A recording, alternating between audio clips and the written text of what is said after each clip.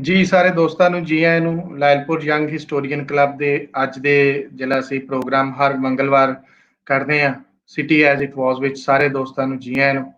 ਜਿਹੜੇ ਦੋਸਤ ਸਾਨੂੰ ਵੇਖ ਰਹੇ ਨੇ ਉਹਨਾਂ ਨੂੰ ਰਿਕੁਐਸਟ ਹੈ, ਬੇਨਤੀ ਹੈ, ਦਰਖਾਸਤ ਹੈ ਕਿ ਤੁਸੀਂ ਪਲੀਜ਼ ਜਿਹੜਾ ਅਸੀਂ ਲਿੰਕ ਲਾਇਆ ਹੋਇਆ ਉੱਤੇ YouTube ਦਾ ਵੀ ਔਰ Facebook ਦਾ ਉਹਨੂੰ ਪਲੀਜ਼ ਸ਼ੇਅਰ ਕਰੋ ਔਰ ਨਾਲ ਆਪਣੇ ਦੋਸਤਾਂ ਨੂੰ ਜਿਹੜੇ ਸਾਡੇ ਨਾਲ ਅੰਗੇਜ ਹੁੰਦੇ ਨੇ ਆਉਂਦੇ ਨੇ ਵੇਖਣ ਵਾਸਤੇ ਪਲੀਜ਼ ਉਹਨਾਂ ਨੂੰ ਵੀ ਦੱਸ ਦਿਓ ਕਿ ਅਸੀਂ ਪ੍ਰੋਗਰਾਮ ਸ਼ੁਰੂ ਹੋਣ ਵਾਲਾ ਹੈ ਤੇ ਸਭ ਦੋਸਤ ਆ ਜਾਣ। ਸਾਡੇ ਗੈਸਟ ਅੱਜ ਸਾਡੇ ਨਾਲ ਮੌਜੂਦ ਨੇ ਸਾਡੇ ਕੋਲ ਸਟੂਡੀਓ 'ਚ ਤੇ ਸਾਰੇ ਦੋਸਤ ਆਉਂਦੇ ਨੇ ਤੇ ਫਿਰ ਅਸੀਂ ਬਕਾਇਦਾ ਇਹਦਾ ਆਗਾਜ਼ ਜਿਹੜਾ ਹੈ ਉਹ ਕਰਾਂਗੇ ਇਸ ਪ੍ਰੋਗਰਾਮ ਦਾ। ਗੱਲ ਕਰਦੇ ਜਾਈਏ ਸਿਟੀ ਐਜ਼ ਇਟ ਵਾਸ ਦੇ ਹਵਾਲੇ ਨਾਲ ਤੇ ਉਹਦੇ ਹਵਾਲੇ ਨਾਲ ਦੋ ਇੱਕ ਗੱਲਾਂ ਕਰਨੀਆਂ ਚਾਹਾਂਗਾ ਕਿ ਸਿਟੀ ਐਜ਼ ਇਟ ਵਾਸ ਦਾ ਜਿਹੜਾ ਅਸੀਂ ਪ੍ਰੋਜੈਕਟ ਸ਼ੁਰੂ ਕੀਤਾ ਹੈ ਉਹ ਸੀ ਈਸਟ ਔਰ ਵੈਸਟ ਪੰਜਾਬ ਨੂੰ ਲੈ ਕੇ। ਜਿਹੜੇ ਸ਼ਹਿਰ ਨੇ, ਕਦੀਮੀ ਸ਼ਹਿਰ ਨੇ, ਤਰੀਖੀ ਹਵਾਲੇ ਨੇ, ਪਿੰਡ, ਸ਼ਹਿਰ, ਥਾਵਾਂ ਜਿਹੜੀਆਂ ਨੇ ਉਹਨਾਂ ਨੂੰ ਅਸੀਂ ਲੈ ਕੇ ਇੱਕ ਪ੍ਰੋਗਰਾਮ ਸ਼ੁਰੂ ਕੀਤਾ ਔਰ ਉਹਦੇ ਵਿੱਚ ਇੱਕ ਨਵਾਂ ਵਾਧਾ ਜਿਹੜਾ ਅਸੀਂ ਕੀਤਾ ਉਹ ਕਰਨ ਜਾ ਰਹੇ ਹਾਂ ਔਰ ਕੀਤਾ ਉਹ ਹੈ ਵੀ ਕਿ ਜਿਹੜੇ ਸਾਡੇ ਪੰਜਾਬੀ ਬਾਹਰ ਵਸਦੇ ਨੇ ਸਾਡੇ ਪੰਜਾਬ ਤੋਂ ਮੁਖਤਲਿਫ ਵੱਖੋ-ਵੱਖ ਮੁਲਕਾਂ ਦੇ ਵਿੱਚ ਅਸੀਂ ਪੰਜਾਬ ਦੇ ਲੋਕੀ ਪੂਰੀ ਦੁਨੀਆ ਦੇ ਵਿੱਚ ਵਸਦੇ ਨੇ ਔਰ ਨਾ ਸਿਰਫ ਉੱਥੇ ਵਸਦੇ ਨੇ ਬਲਕਿ ਉਹਨਾਂ ਦੀ ਤਾਰੀਖ ਵਿੱਚ ਉਹਨਾਂ ਸ਼ਹਿਰਾਂ ਨੂੰ ਵਸਾਉਣ ਵਿੱਚ ਉਹਨਾਂ ਦੀ ਇਕਨੋਮਿਕਸ ਦੇ ਵਿੱਚ ਉੱਥੇ ਜਾ ਕੇ ਉਹਨਾਂ ਆਪਣਾ ਇੱਕ ਕਲਚਰ ਡਿਵੈਲਪ ਕੀਤਾ, ਕਿੱਦਾਂ ਆਪਣੀ ਆਇਡੈਂਟੀਟੀ ਦੇ ਨਾਲ ਜੁੜੇ ਰਹੇ, ਕੀ ਉੱਥੇ ਵਰਤੀ ਵਾਪਰੀ ਔਰ ਕਿੱਦਾਂ ਉਹ ਉੱਥੇ ਰਹਿ ਰਹੇ ਨੇ ਉਹਨੂੰ ਵੇਖਣ ਜਾਚਣ ਵਾਸਤੇ ਵੀ ਔਰ ਨਾਲ ਨਾਲ ਅਸੀਂ ਇਹ ਵੀ ਸੋਚਦੇ ਹਾਂ ਕਿ ਉਹਨਾਂ ਦੀ ਰਿਪਰੈਜ਼ੈਂਟੇਸ਼ਨ ਵੀ ਇਸ ਲਾਇਲਪੁਰ ਯੰਗ ਹਿਸਟੋਰੀਅਨ ਕਲੱਬ ਦੇ ਰਾਹੀਂ ਹੋਣੀ ਚਾਹੀਦੀ ਹੈ। ਉਹਨੂੰ ਵੀ ਅਸੀਂ ਜਿਹੜਾ ਹੈ ਨਾ ਮੁੱਖ ਰੱਖ ਕੇ ਅਸੀਂ ਹੁਣ ਤੀਜੇ ਪੰਜਾਬ ਦੀ ਗੱਲ ਵੀ ਕੀਤੀ। ਤੀਜਾ ਪੰਜਾਬ ਤੋਂ ਮੁਰਾਦ ਮੇਰਾ ਉਹ ਪੰਜਾਬ ਹੈ ਜਿਹੜਾ ਪੂਰੀ ਦੁਨੀਆ 'ਚ ਵਸਦਾ ਹੈ ਔਰ ਉਹ ਪੰਜਾਬੀ ਬੜੇ ਪਿਆਰੇ ਨੇ ਸਾਨੂੰ, ਸਾਡੇ ਪਰਦੇਸੀ ਭਾਈ ਨੇ ਤੇ ਉਹਨਾਂ ਦੇ ਹਵਾਲੇ ਨਾਲ ਅਸੀਂ ਜਿਹੜੀ ਜਿਹਨਾਂ ਗੱਲਬਾਤ ਕਰਾਂਗੇ ਅੱਜ। ਜਿਸ ਤਰ੍ਹਾਂ ਕਿ ਲਾਇਲਪੁਰ ਯੰਗ ਹਿਸਟੋਰੀਅਨ ਕਲੱਬ ਦਾ ਇੱਕ ਵਿਜ਼ਨ ਵੀ ਹੈ ਕਿ ਅਸੀਂ ਆਪਣੇ ਜਿਹੜੇ ਯੰਗ ਹਿਸਟੋਰੀਅਨਸ ਨੇ ਉਹਨਾਂ ਨੂੰ ਲੈ ਕੇ ਇਸ ਗੱਲ ਦੀ ਕੋਸ਼ਿਸ਼ ਕਰਦੇ ਹਾਂ ਕਿ ਅਸੀਂ ਵੱਧ ਤੋਂ ਵੱਧ ਆਪਣੇ ਜਿਹੜੇ ਨਵੇਂ ਕੁੜੀਆਂ ਮੁੰਡੇ ਨੇ ਜਿਹੜੇ ਕੰਮ ਕਰ ਰਹੇ ਨੇ ਸੋਹਣਾ ਉਹਨਾਂ ਨੂੰ ਅਸੀਂ ਸਾਹਮਣੇ ਲੈ ਕੇ ਆਈਏ। ਇਸੇ ਸਿਲਸਿਲੇ ਦੀ ਇੱਕ ਕੜੀ ਦੇ ਵਿੱਚ ਇੱਕ ਬਹੁਤ ਇੰਟਰਸਟਿੰਗ ਕੰਮ ਜਿਹੜਾ ਸਾਡੇ ਸਾਹਮਣੇ ਆਇਆ ਉਹ ਸਾਡੇ ਬਹੁਤ ਹੀ ਪਿਆਰੇ ਦੋਸਤ ਚੜ੍ਹਤ ਸਿੰਘ ਦਾ ਕੰਮ ਹੈ ਜਿਹੜਾ ਉਹਨਾਂ ਨੇ ਓਮਾਨ ਦੇ ਵਿੱਚ ਵਸਦਿਆਂ ਲੋਕਾਂ ਦੇ ਉੱਪਰ ਆਪਣਾ ਐਮਫਿਲ ਦਾ ਥੀਸਿਸ ਕੀਤਾ।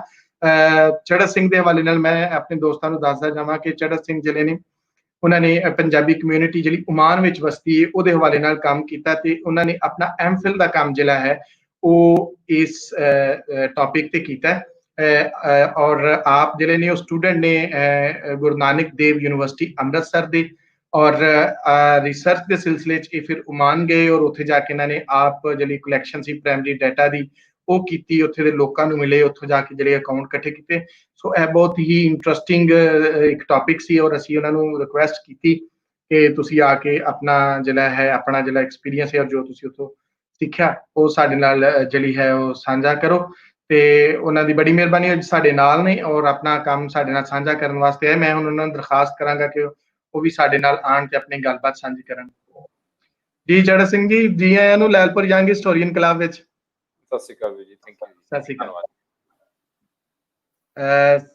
ਸਰ ਤੁਹਾਡੀ ਬੜੀ ਮਿਹਰਬਾਨੀ, ਤੁਸੀਂ ਅੱਜ ਆਏ ਔਰ ਆਪਣਾ ਜਿਹੜਾ ਹੈ ਉਹ ਇੱਕ ਕੰਮ ਸਾਡੇ ਨਾਲ ਸਾਂਝਾ ਕਰਨ ਵਾਸਤੇ ਆਏ ਔਰ ਇਹ ਤੇ ਕਲੱਬ ਹੀ ਯੰਗ ਹਿਸਟੋਰੀਅਨਸ ਦਾ ਹੈ ਔਰ ਤੁਸੀਂ ਅੱਜ ਆਏ, ਸਾਡਾ ਮਾਣ ਵਧਾਇਆ।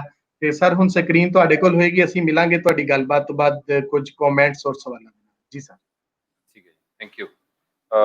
ਸਭ ਤੋਂ ਪਹਿਲਾਂ ਧੰਨਵਾਦ ਤੁਹਾਡਾ ਹੈ ਜੀ, ਤੁਸੀਂ ਓਪਰਚੁਨਿਟੀ ਦਿੱਤੀ ਹੈ। ਮੇਰਾ ਜਿਹੜਾ ਵਰਕ ਆ ਇਹ ਓਮਾਨ ਦੇ ਵਿੱਚ ਬੇਸਿਕਲੀ ਮੈਂ ਰਿਲੀਜੀਅਸ ਆਸਪੈਕਟ ਤੋਂ ਕੀਤਾ ਸੀ, ਬਟ ਤੁਸੀਂ ਜਦੋਂ ਰਿਲੀਜੀਅਸ ਆਸਪੈਕਟ ਤੋਂ ਗੱਲ ਕਰਦੇ ਆ ਨਾਲ ਦੀ ਨਾਲ ਪੰਜਾਬੀ ਦੀ ਵੀ ਗੱਲ ਚੱਲਦੀ ਆ ਤੇ ਉਸੇ ਤਰ੍ਹਾਂ ਇਹ ਸਾਰਾ ਜਿਹੜਾ ਵਰਤਾਰਾ ਬਣਦਾ ਗਿਆ।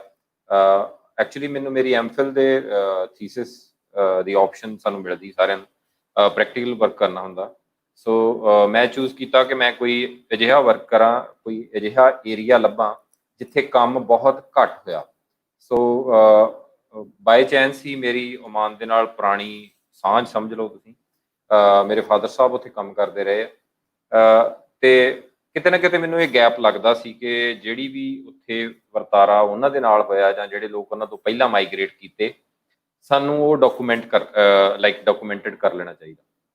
ਸੋ ਉਹਦੇ ਨਾਲ ਮੈਂ ਇਹ ਕੋਸ਼ਿਸ਼ ਕੀਤੀ ਆ ਕਿ ਇਹਨੂੰ ਸਾਰੀ ਚੀਜ਼ ਨੂੰ ਮੈਂ ਫਸਟ ਹੈਂਡ ਅਕਾਊਂਟ ਜਿਹੜਾ ਲੋਕਾਂ ਨੂੰ ਮਿਲ ਕੇ ਜਿਹੜਾ ਮੈਨੂੰ ਮਿਲ ਸਕਿਆ ਉਹ ਮੈਂ ਇਕੱਠਾ ਕੀਤਾ ਹੈ। ਕਿਉਂਕਿ ਜੇ ਮੈਂ ਸਾਰੀ ਗੱਲ ਨੂੰ ਇੱਕ ਆਰਡਰ ਦੇ ਵਿੱਚ ਸ਼ੁਰੂ ਕਰਾਂ ਤੇ ਪਹਿਲਾਂ ਓਮਾਨ ਦੇ ਨਾਲ ਓਮਾਨ ਮਿਡਲ ਈਸਟ ਕੰਟਰੀ ਦਾ ਪਹਿਲੀ ਕੰਟਰੀ ਆਉਂਦੀ ਹੈ ਜਦੋਂ ਅਸੀਂ ਭਾਰਤ ਵੱਲੋਂ ਜਾਂ ਪਾਕਿਸਤਾਨ ਵੱਲੋਂ ਜਾਂਦੇ ਹਾਂ। ਸਭ ਤੋਂ ਪਹਿਲੀ ਜਿਹੜੀ ਕੰਟਰੀ ਆ ਉਹ ਓਮਾਨ ਹੈ। ਮਸਕਤ ਉਹਦੀ ਕੈਪੀਟਲ ਹੈ। ਮੋਸਟਲੀ ਲੋਕ ਮਸਕਤ ਨੂੰ ਜ਼ਿਆਦਾ ਜਾਣਦੇ ਆ, ਓਮਾਨ ਨੂੰ ਘੱਟ ਜਾਣਦੇ। ਬਟ ਇਹਦੀ ਹਿਸਟਰੀ ਜਿਹੜੀ ਆ ਉਹ ਹਜ਼ਾਰਾਂ ਸਾਲ ਪਿੱਛੇ ਤੱਕ ਜਾਂਦੀ ਆ, ਸਟੋਨ ਏਜ ਤੱਕ, ਲੇਟ ਸਟੋਨ ਏਜ ਤੱਕ ਜਾਂਦੀ ਆ। ਕਿਉਂਕਿ ਉੱਥੇ ਕੁਝ ਇਹੋ ਜਿਹੀਆਂ ਵਰਲਡ ਹੈਰੀਟੇਜ ਸਾਈਟਸ ਨੇ ਜਿਨ੍ਹਾਂ ਤੋਂ ਇਹ ਐਵੀਡੈਂਸਿਸ ਮਿਲਦੇ ਨੇ, ਉਹਨਾਂ ਬਾਰੇ ਵੀ ਮੈਂ ਗੱਲ ਕਰਾਂਗਾ। ਓਮਾਨ ਦੇ ਨਾਲ ਜਿਹੜਾ ਰਿਲੇਸ਼ਨ ਹੈ ਸਾਡੇ ਖਿੱਤੇ ਦਾ, ਇਹ ਪੁਰਾਣਾ ਹੈ ਕਿਉਂਕਿ ਇਹ ਟ੍ਰੇਡ ਰੂਟ ਸੀ ਤੇ ਉਸ ਵੇਲੇ ਟ੍ਰੇਡਿੰਗ ਹੁੰਦੀ ਸੀ। ਇੱਥੋਂ ਕੁਝ ਵਸਤੂਆਂ ਜਿਹੜੀਆਂ ਇੰਡੀਆ ਦੇ ਵਿੱਚ ਮਿਲਦੀਆਂ ਸੀ ਜਾਂ ਪੁਰਾਣਾ ਜਿਹੜਾ ਇਹ ਸਾਰਾ ਹਿੰਦੁਸਤਾਨ ਦਾ ਏਰੀਆ ਸੀ, ਇੱਥੋਂ ਜਾਂਦੀਆਂ ਸੀ, ਕੁਝ ਉੱਥੋਂ ਆਉਂਦੀਆਂ ਸੀ। ਜਿੱਦਾਂ ਉਹਨਾਂ ਦੇ ਕੋਲ ਜੈਮਸ ਸੀ ਜਾਂ ਕੋਈ ਉਹਨਾਂ ਕੋਲ ਫ੍ਰੈਂਕਿਨਸੈਂਸ ਬਹੁਤ ਉਹਨਾਂ ਦਾ ਮਸ਼ਹੂਰ ਆ, ਜਿਹੜਾ ਖੁਸ਼ਬੂ ਦੀ ਲਈ ਵਰਤਦੇ, ਇਤਰ ਦੇ ਵਰਤਦੇ, ਬਹੁਤ ਪੁਰਾਣੇ ਸਾਲਾਂ ਤੋਂ ਉੱਥੇ ਖੇਤੀ ਹੋ ਰਹੀ। ਤੇ ਉੱਥੇ ਇਹੋ ਜਿਹਾ ਇੱਕ ਕੁਦਰਤੀ ਉਹ ਜਿਹੜੀ ਜ਼ਮੀਨ ਹੈ ਉਸ ਚੀਜ਼ ਨੂੰ ਮੰਨਦੀ ਆ ਕਿ ਉਹ ਉੱਥੇ ਪੈਦਾ ਹੁੰਦਾ, ਪੂਰੀ ਦੁਨੀਆ ਦੇ ਵਿੱਚ ਜਾਂਦਾ। ਅਜੇ ਤੱਕ ਵੀ ਤੁਸੀਂ ਜਾਓਗੇ ਤੇ ਅਰਬ ਦੀਆਂ ਜਿਹੜੀਆਂ ਸਟਰੀਟਸ ਦੇ ਉੱਤੇ ਉਹੀ ਵਿਕਦਾ ਤੇ ਇੱਕ ਬੜੀ ਵਿਲੱਖਣ ਚੀਜ਼ ਆ ਜਦੋਂ ਤੁਸੀਂ ਵੇਖਦੇ ਆ ਕਿ ਇੱਕ ਇਹੋ ਜਿਹਾ ਦਰਖਤ ਆ ਜਾਂ ਜਿਹਦੀ ਫ੍ਰੈਗਰੈਂਸ ਏਡੀ ਸੋਹਣੀ। ਸੋ ਜੇ ਮੈਂ ਓਮਾਨ ਦੀ ਹਿਸਟਰੀ ਦੀ ਗੱਲ ਕਰਾਂ ਤੇ ਓਮਾਨ ਪੁਰਤਗੀਜ਼ ਦੇ ਅੰਡਰ ਰਿਹਾ ਥੋੜਾ ਦੇਰ, ਤੇ ਪਰ ਬਾਅਦ ਵਿੱਚ ਜਿਹੜੀ ਉੱਥੋਂ ਦੀਆਂ ਲੋਕਲ ਟ੍ਰਾਈਬ ਸੀ ਉਹਨਾਂ ਨੇ ਫਿਰ ਟੇਕ ਓਵਰ ਕਰ ਲਿਆ ਉਹਨੂੰ। ਉਹੀ ਟ੍ਰਾਈਬ ਰੂਲ ਕਰਦੀ ਰਹੀ ਹੈ ਹੁਣ ਤੱਕ। ਜਿਹੜੇ ਪੁਰਾਣੇ ਸ਼ੇਖ ਸੀ ਉੱਥੇ, ਸੁਲਤਾਨ ਕਬੂਸ ਬਿਨ ਸਈਦ, ਉਹ ਇਸੇ ਸਾਲ ਪਾਸ ਆਊਟ ਹੋਏ ਨੇ, ਇਸੇ ਸਾਲ ਚਲਾਣਾ ਕੀਤਾ ਉਹਨਾਂ ਨੇ। ਨਵੇਂ ਜਿਹੜੇ ਰੂਲਰ ਨੇ ਉਹ ਆ ਚੁੱਕੇ ਨੇ। 1970 ਤੋਂ ਲੈ ਕੇ ਹੁਣ ਤੱਕ ਉਹਨਾਂ ਨੇ ਉੱਥੇ ਰੂਲ ਕੀਤਾ। ਤੇ ਜੇ ਅਸੀਂ ਮਾਈਗ੍ਰੇਸ਼ਨ ਦੀ ਗੱਲ ਕਰੀਏ ਤੇ ਮਾਈਗ੍ਰੇਸ਼ਨ ਬਹੁਤ ਪੁਰਾਣੀ ਆ, ਕਿਉਂਕਿ ਜਿਹੜੇ ਲੋਕ ਟ੍ਰੇਡਰਸ ਸੀ ਜਾਂ ਜਿਨ੍ਹਾਂ ਲੋਕਾਂ ਦਾ ਖਿੱਤਾ ਵਪਾਰ ਸੀ ਉਹ ਬਹੁਤ ਦੇਰ ਤੋਂ ਉੱਥੇ ਜਾ ਰਹੇ। ਤੇ ਪਰ ਜਿਹੜੀ ਇੱਕ ਆਰਗੇਨਾਈਜ਼ਡ ਅਸੀਂ ਕਹਿ ਲਈਏ ਮਾਈਗ੍ਰੇਸ਼ਨ ਹੈ ਉਹ ਕਾਫੀ ਲੇਟ ਸ਼ੁਰੂ ਹੋਈ। ਉਸ ਦੇ ਬਾਰੇ ਮੈਂ ਗੱਲ ਕਰਾਂਗਾ। ਜਿਹੜੀ ਪਹਿਲੀ ਮਾਈਗ੍ਰੇਸ਼ਨ ਹੋਈ ਆ ਉਹ ਲੋਕ ਉੱਥੇ ਪੁਰਾਣੇ ਰਹਿ ਰਹੇ ਆ, ਬਹੁਤ ਸਾਰੇ ਲੋਕ ਉਹਨਾਂ ਚੋਂ ਨਾਗਰਿਕ ਹੈ। ਜਿੱਦਾਂ ਉੱਥੇ ਬਹੁਤ ਪੁਰਾਣੇ ਇੱਕ ਗੁਜਰਾਤੀ ਫੈਮਿਲੀ ਹੈ, ਜਿੱਦਾਂ ਖਿਮਜੀ ਗਰੁੱਪ ਆ, ਉਹ ਲੋਕ ਤੇ ਉੱਥੇ ਇੰਨੇ ਪੁਰਾਣੇ ਆ ਕਿ ਉੱਥੇ ਉਹ ਜਿਸ ਤਰ੍ਹਾਂ ਉਸ ਵੇਲੇ ਜੋ ਭਾਰਤ ਦੀ ਕਰੰਸੀ ਸੀ ਉਹ ਉੱਥੇ ਚੱਲਦੀ ਸੀ, ਕਿਉਂਕਿ ਉਹਨਾਂ ਕੋਲ ਆਪਣੀ ਕੋਈ ਕਰੰਸੀ ਨਹੀਂ ਸੀ। ਤੇ ਸ਼ਾਇਦ ਤੁਹਾਨੂੰ ਪਤਾ ਹੋਏਗਾ ਕਿ ਗਵਾਦਰ ਦਾ ਜਿਹੜਾ ਏਰੀਆ ਵਾ ਉਹ 1958 ਤੱਕ ਸ਼ਾਇਦ ਉਹ ਓਮਾਨ ਦੇ ਕੋਲ ਸੀ। ਸੋ ਇਹ ਪਾਕਿਸਤਾਨ ਦਾ ਰੀਜਨ ਹੈ ਪੋਰਟ, ਪਰ ਇਹ ਉਹਨਾਂ ਦੇ ਕੋਲ ਸੀ। ਸੋ ਇਸ ਤਰ੍ਹਾਂ ਜਿਹੜਾ ਰਿਲੇਸ਼ਨ ਆ ਤੁਸੀਂ ਸੋਚ ਸਕਦੇ ਹੋ ਕਿ ਬਹੁਤ ਪੁਰਾਣਾ ਆ ਆਪਸ ਦੇ ਵਿੱਚ। ਤੇ ਇਹ ਸਾਰੀਆਂ ਚੀਜ਼ਾਂ ਮੈਂ ਆਪਣੇ ਥੀਸਿਸ ਵਿੱਚ ਕਵਰ ਕਰਨ ਲਈ, ਕਿਉਂਕਿ ਪਹਿਲਾਂ ਮੈਨੂੰ ਨਹੀਂ ਸੀ ਪਤਾ। ਮੈਂ ਕਾਫੀ ਵਾਰ ਓਮਾਨ ਗਿਆ, ਬਟ ਸਾਡੀ ਜਿਹੜੀ ਆਮ ਸੋਚ ਹੁੰਦੀ ਹੈ ਉਹਦੇ ਵਿੱਚ ਅਸੀਂ ਕੀ ਕਰਦੇ ਹਾਂ ਕਿ ਅਸੀਂ ਸਿਰਫ ਜਾਂਦੇ ਹਾਂ ਕਿਸੇ ਜਗ੍ਹਾ ਤੇ ਉਸ ਨੂੰ ਬਾਹਰੋਂ ਦੇਖਦੇ ਹਾਂ। ਬਹੁਤ ਸੋਹਣੀ ਜਗ੍ਹਾ ਹੈ ਜੀ, ਉੱਥੇ ਬੀਚਸ ਬਹੁਤ ਸੋਹਣੇ ਆ, ਉੱਥੇ ਮਾਰਕੀਟਸ ਬੜੀਆਂ ਸੋਹਣੀਆਂ, ਪਰ ਜਦੋਂ ਅਸੀਂ ਇੱਕ ਸਟੱਡੀ ਦੇ ਮੰਤਵ ਦੇ ਨਾਲ ਜਾਂਦੇ ਹਾਂ ਕਿਤੇ, ਫਿਰ ਸਿਨੈਰੀਓ ਪੂਰੀ ਤਰ੍ਹਾਂ ਚੇਂਜ ਹੋ ਜਾਂਦਾ। ਇਹ ਸਾਰੀਆਂ ਚੀਜ਼ਾਂ ਮੈਨੂੰ ਉਦੋਂ ਪਤਾ ਲੱਗੀਆਂ ਜਦੋਂ ਮੈਂ ਆਪਣੇ ਥੀਸਿਸ ਵਾਸਤੇ ਉੱਥੇ ਗਿਆ। ਪਹਿਲਾਂ ਮੈਨੂੰ ਇਹਨਾਂ ਚੀਜ਼ਾਂ ਬਾਰੇ ਕੁਝ ਪਤਾ ਨਹੀਂ ਸੀ। ਈਵਨ ਕਿ ਇੱਕ ਮੈਂ ਤੁਹਾਡੇ ਨਾਲ ਗੱਲ ਸ਼ੇਅਰ ਕਰੂੰਗਾ। ਮੈਂ ਸੁਹਾਰ ਇੱਕ ਏਰੀਆ ਆ ਓਮਾਨ ਦੇ ਵਿੱਚ, ਕੋਸਟਲ ਏਰੀਆ, ਜਿਹੜਾ ਮੇਨ ਕੈਪੀਟਲ ਆ ਉਸ ਤੋਂ ਇਹ 1000 ਕਿਲੋਮੀਟਰ ਦੇ ਲਾਗੇ ਜਾ ਕੇ ਸਾਈਡ ਤੇ ਪੈਂਦਾ। ਮੈਂ ਉੱਥੇ ਗਿਆ ਕਿਉਂਕਿ ਉੱਥੇ ਇੱਕ ਗੁਰਦੁਆਰਾ ਸਾਹਿਬ ਸੀ, ਥੋੜੀ ਜਿਹੀ ਛੋਟੀ ਜਿਹੀ ਸਿੱਖ ਕਮਿਊਨਿਟੀ ਰਹਿੰਦੀ ਆ, ਤੇ ਉਹਨੂੰ ਡਾਕੂਮੈਂਟਡ ਕਰਨ ਲਈ ਮੈਂ ਉੱਥੇ ਗਿਆ। ਤੇ ਜਿਹੜੇ ਉੱਥੇ ਅੰਕਲ ਸੀ ਜਿਨ੍ਹਾਂ ਨਾਲ ਮੈਂ ਰਹਿ ਰਿਹਾ ਸੀ, ਜਿਨ੍ਹਾਂ ਨੇ ਮੇਰੀ ਹੈਲਪ ਕੀਤੀ, ਅਸੀਂ ਇੱਦਾਂ ਹੀ ਸਰਚ ਕਰ ਰਹੇ, ਮੈਂ ਉਹਨਾਂ ਨੂੰ ਪੁੱਛ ਰਿਹਾ ਕਿ ਇੱਥੇ ਕੀ ਹਿਸਟਰੀ ਆ। ਜਾਂ ਅਸੀਂ ਇੱਕ ਪੁਰਾਣੀ ਬਿਲਡਿੰਗ, ਮੈਨੂੰ ਕਹਿੰਦੇ ਇੱਕ ਮਿਊਜ਼ੀਅਮ ਕਾਈਂਡ ਆਫ ਥਿੰਗ ਆ, ਤੇ ਅਸੀਂ ਕਦੀ ਗਏ ਨਹੀਂ ਇੱਥੇ, ਤੇ ਤੁਸੀਂ ਕਹੋ ਤੇ ਚੱਲਦੇ ਹਾਂ। ਕਾਫੀ ਲੇਟ ਟਾਈਮ ਸੀ, ਸ਼ਾਮ ਦਾ ਟਾਈਮ ਹੋ ਚੁੱਕਾ ਸੀ, ਤੇ ਨੈਕਸਟ ਡੇ ਮੈਂ ਵਾਪਸ ਵੀ ਆਉਣਾ। ਤੇ ਅਸੀਂ ਉੱਥੇ ਗਏ ਹਾਂ, ਤੇ ਹੀ ਵਾਜ਼ ਇਨ ਸ਼ੌਕ ਕਿ ਮੈਨੂੰ 20 ਸਾਲ ਇੱਥੇ ਹੋ ਗਏ ਰਹਿੰਦੇ ਆ, ਤੇ ਇਹ ਇੱਕ ਵਰਲਡ ਹੈਰੀਟੇਜ ਸਾਈਟ ਆ, ਤੇ ਮੈਨੂੰ ਇਹਦੇ ਬਾਰੇ ਨਹੀਂ ਪਤਾ।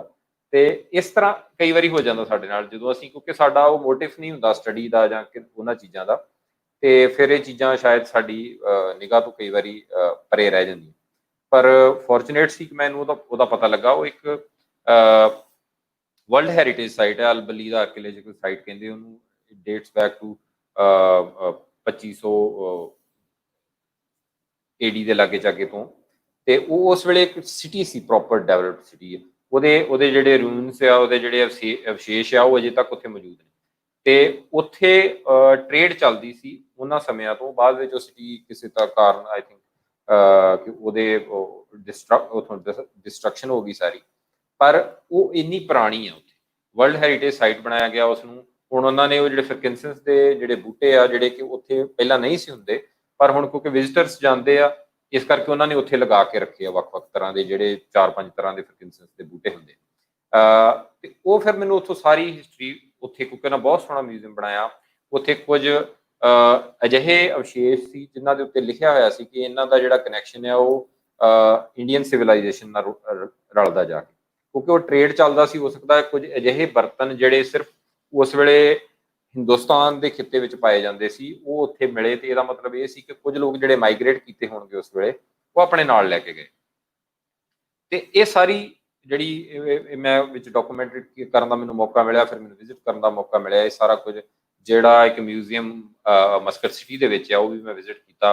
ਉੱਥੋਂ ਤੁਹਾਨੂੰ ਉਹਨਾਂ ਦੇ ਕਲਚਰ ਬਾਰੇ ਪਤਾ ਚੱਲਦਾ, ਕਿਉਂਕਿ ਮਸਕਤ ਦੇ ਵਿੱਚ ਬੇਸਿਕਲੀ ਕਿਉਂਕਿ ਡਰਾਈ ਲੈਂਡ ਸੀ ਪੂਰੀ, ਜਿਹੜਾ ਮੇਨ ਖਿੱਤਾ ਸੀ ਫਿਸ਼ਰਮੈਨਸ ਦਾ ਸੀ, ਮਛੁਆਰੇ ਲੋਕ ਸੀ।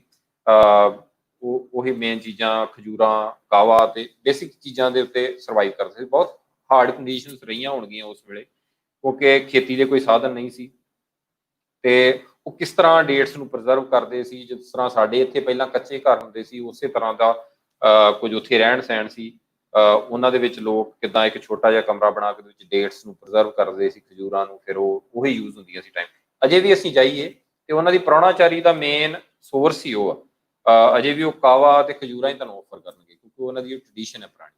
ਤੇ ਇਸ ਗੱਲੋਂ ਆਈ ਥਿੰਕ ਉਹ ਵਧਾਈ ਦੇ ਪਾਤਰ ਨੇ ਕਿ ਉਹਨਾਂ ਆਪਣੀਆਂ ਟ੍ਰੈਡੀਸ਼ਨਸ ਨਹੀਂ ਛੱਡੀਆਂ, ਜਿਹੜੀਆਂ ਕਿ ਅਸੀਂ ਕਿਤੇ ਨਾ ਕਿਤੇ ਭੁੱਲਦੇ ਜਾ ਰਹੇ ਹਾਂ। ਉਹ ਆਪਣੀਆਂ ਟ੍ਰੈਡੀਸ਼ਨਸ ਦੇ ਨਾਲ ਸਾਰਾ ਕੁਝ ਲੈ ਕੇ ਚੱਲ ਰਹੇ। ਨਾਲ ਦੀ ਨਾਲ ਉਹਨਾਂ ਨੇ ਡਿਵੈਲਪਮੈਂਟ ਵੀ ਬਹੁਤ ਜ਼ਿਆਦਾ ਕੀਤੀ ਆ। ਦੇਖੀਏ ਤੇ ਇਹ 50 ਸਾਲ ਦਾ ਸਮਾਂ ਬਣਦਾ ਜਦੋਂ ਤੋਂ ਉਹਨਾਂ ਨੇ ਇਹ ਸਾਰਾ ਕੁਝ ਸ਼ੁਰੂ ਕੀਤਾ, ਤੇ ਉਸ ਤੋਂ ਲੈ ਕੇ ਹੁਣ ਤੱਕ ਉਹ ਬਹੁਤ ਜ਼ਿਆਦਾ ਆਪਣੇ ਲਿਮਿਟਡ ਸੋਰਸਿਸ ਦੇ ਨਾਲ ਉਹਨਾਂ ਬਹੁਤ ਸੋਹਣੀ ਡਿਵੈਲਪਮੈਂਟ ਕੀਤੀ ਆ। ਤੇ ਮੈਂ ਮਾਡਰਨ ਮਾਈਗ੍ਰੇਸ਼ਨ ਵੱਲ ਆਵਾਂ, ਕਿਉਂਕਿ 1970 ਤੋਂ ਬਾਅਦ ਓਮਾਨ ਨੇ ਆਪਣੇ ਜਿਹੜੇ ਤੁਸੀਂ ਕਹਿ ਲਓ ਟ੍ਰੇਡ ਦੇ ਰੂਟਸ ਖੋਲ੍ਹੇ ਆ, ਓਪਨ ਮਾਰਕੀਟ ਕੀਤੀ ਆ ਕੰਪਨੀਜ਼ ਦੇ ਲਈ ਕਿ ਉਹ ਆਉਣ ਤੇ ਆਇਲ ਐਕਸਟ੍ਰੈਕਸ਼ਨ ਕਰ ਸਕਦੀਆਂ ਨੇ, ਸਾਡੇ ਇੱਥੇ ਆ ਕੇ ਇਨਵੈਸਟਮੈਂਟ ਕਰ ਸਕਦੀਆਂ ਨੇ ਤੇ ਆਇਲ ਐਕਸਟ੍ਰੈਕਟ ਕਰ ਸਕਦੀਆਂ।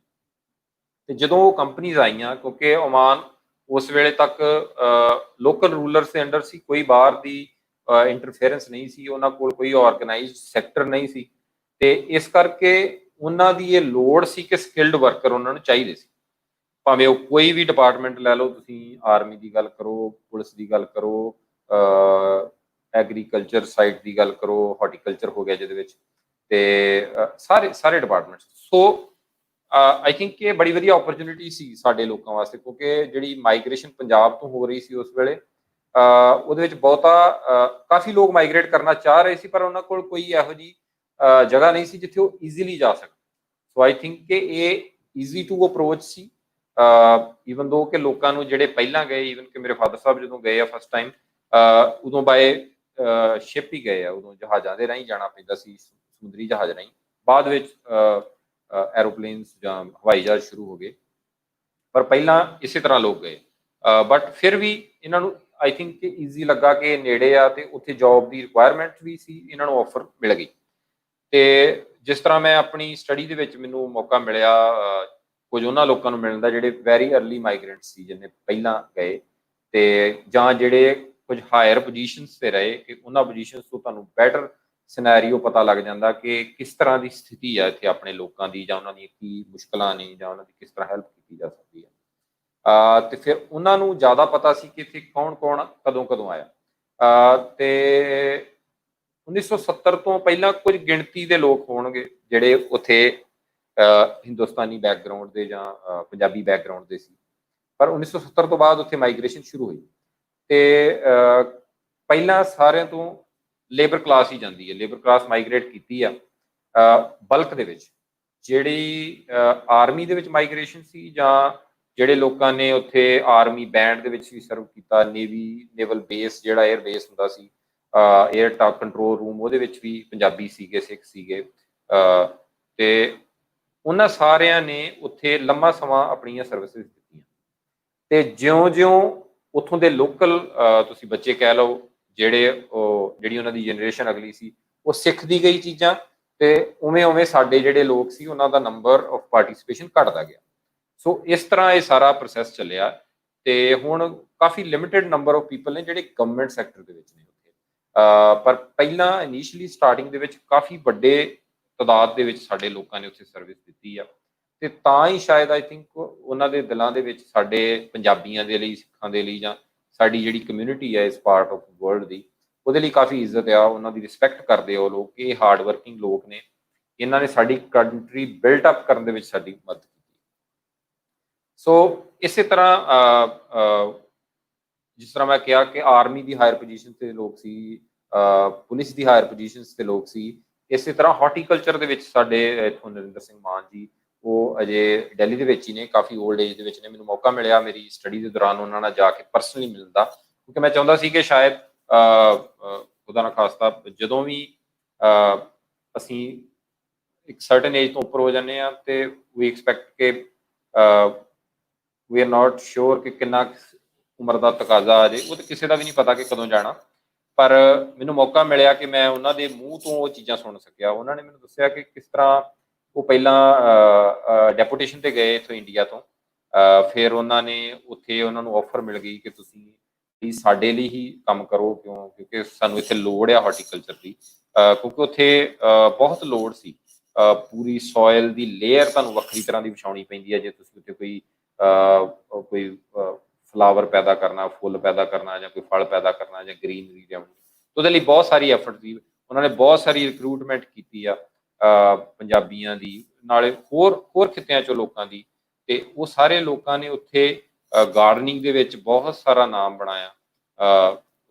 ਸ਼ੇਖਾਂ ਦੇ ਘਰਾਂ ਦੇ ਅੰਦਰ, ਹੋਰ ਥਾਵਾਂ ਤੇ ਗਾਰਡਨਿੰਗ ਦੇ ਵਿੱਚ ਸਾਰੇ ਪੰਜਾਬੀ ਸੀ ਬਾਅਦ ਵਿੱਚ ਮੋਸਟਲੀ ਇੱਕ ਪੁਆਇੰਟ ਤੇ ਹੁਣ ਵੀ ਮੈਨੂੰ ਦੱਸ ਰਹੇ ਸੀ ਮੇਰੇ ਫਾਦਰ ਸਾਹਿਬ ਕਿ ਜਦੋਂ ਇਨੀਸ਼ੀਅਲੀ ਮਾਈਗ੍ਰੇਸ਼ਨ ਹੋਈ ਆ, ਈਵਨ ਕਿ ਕਿਉਂਕਿ ਸਾਡੇ ਜਿਹੜੇ ਪਾਕਿਸਤਾਨ ਦੀ ਸਾਈਡ ਤੋਂ ਜਿਹੜਾ ਪੰਜਾਬ ਆ, ਉੱਥੇ ਕਿਉਂਕਿ ਸ਼ਾਹਮੁਖੀ ਕਰਕੇ ਉਹ ਅਰੇਬੀ ਦੇ ਨਾਲ ਟੱਚ ਆਈ ਥਿੰਕ ਸੀ, ਤੇ ਬਹੁਤ ਸਾਰੇ ਟੀਚਰਸ ਸੀ ਇੱਥੋਂ ਜਿਹੜੇ ਪੰਜਾਬੀ ਬੈਕਗਰਾਊਂਡ ਦੇ ਸੀ, ਪਰ ਉੱਥੇ ਉਹਨਾਂ ਨੇ ਐਜ਼ ਅ ਟੀਚਰ ਸਰਵ ਕੀਤਾ।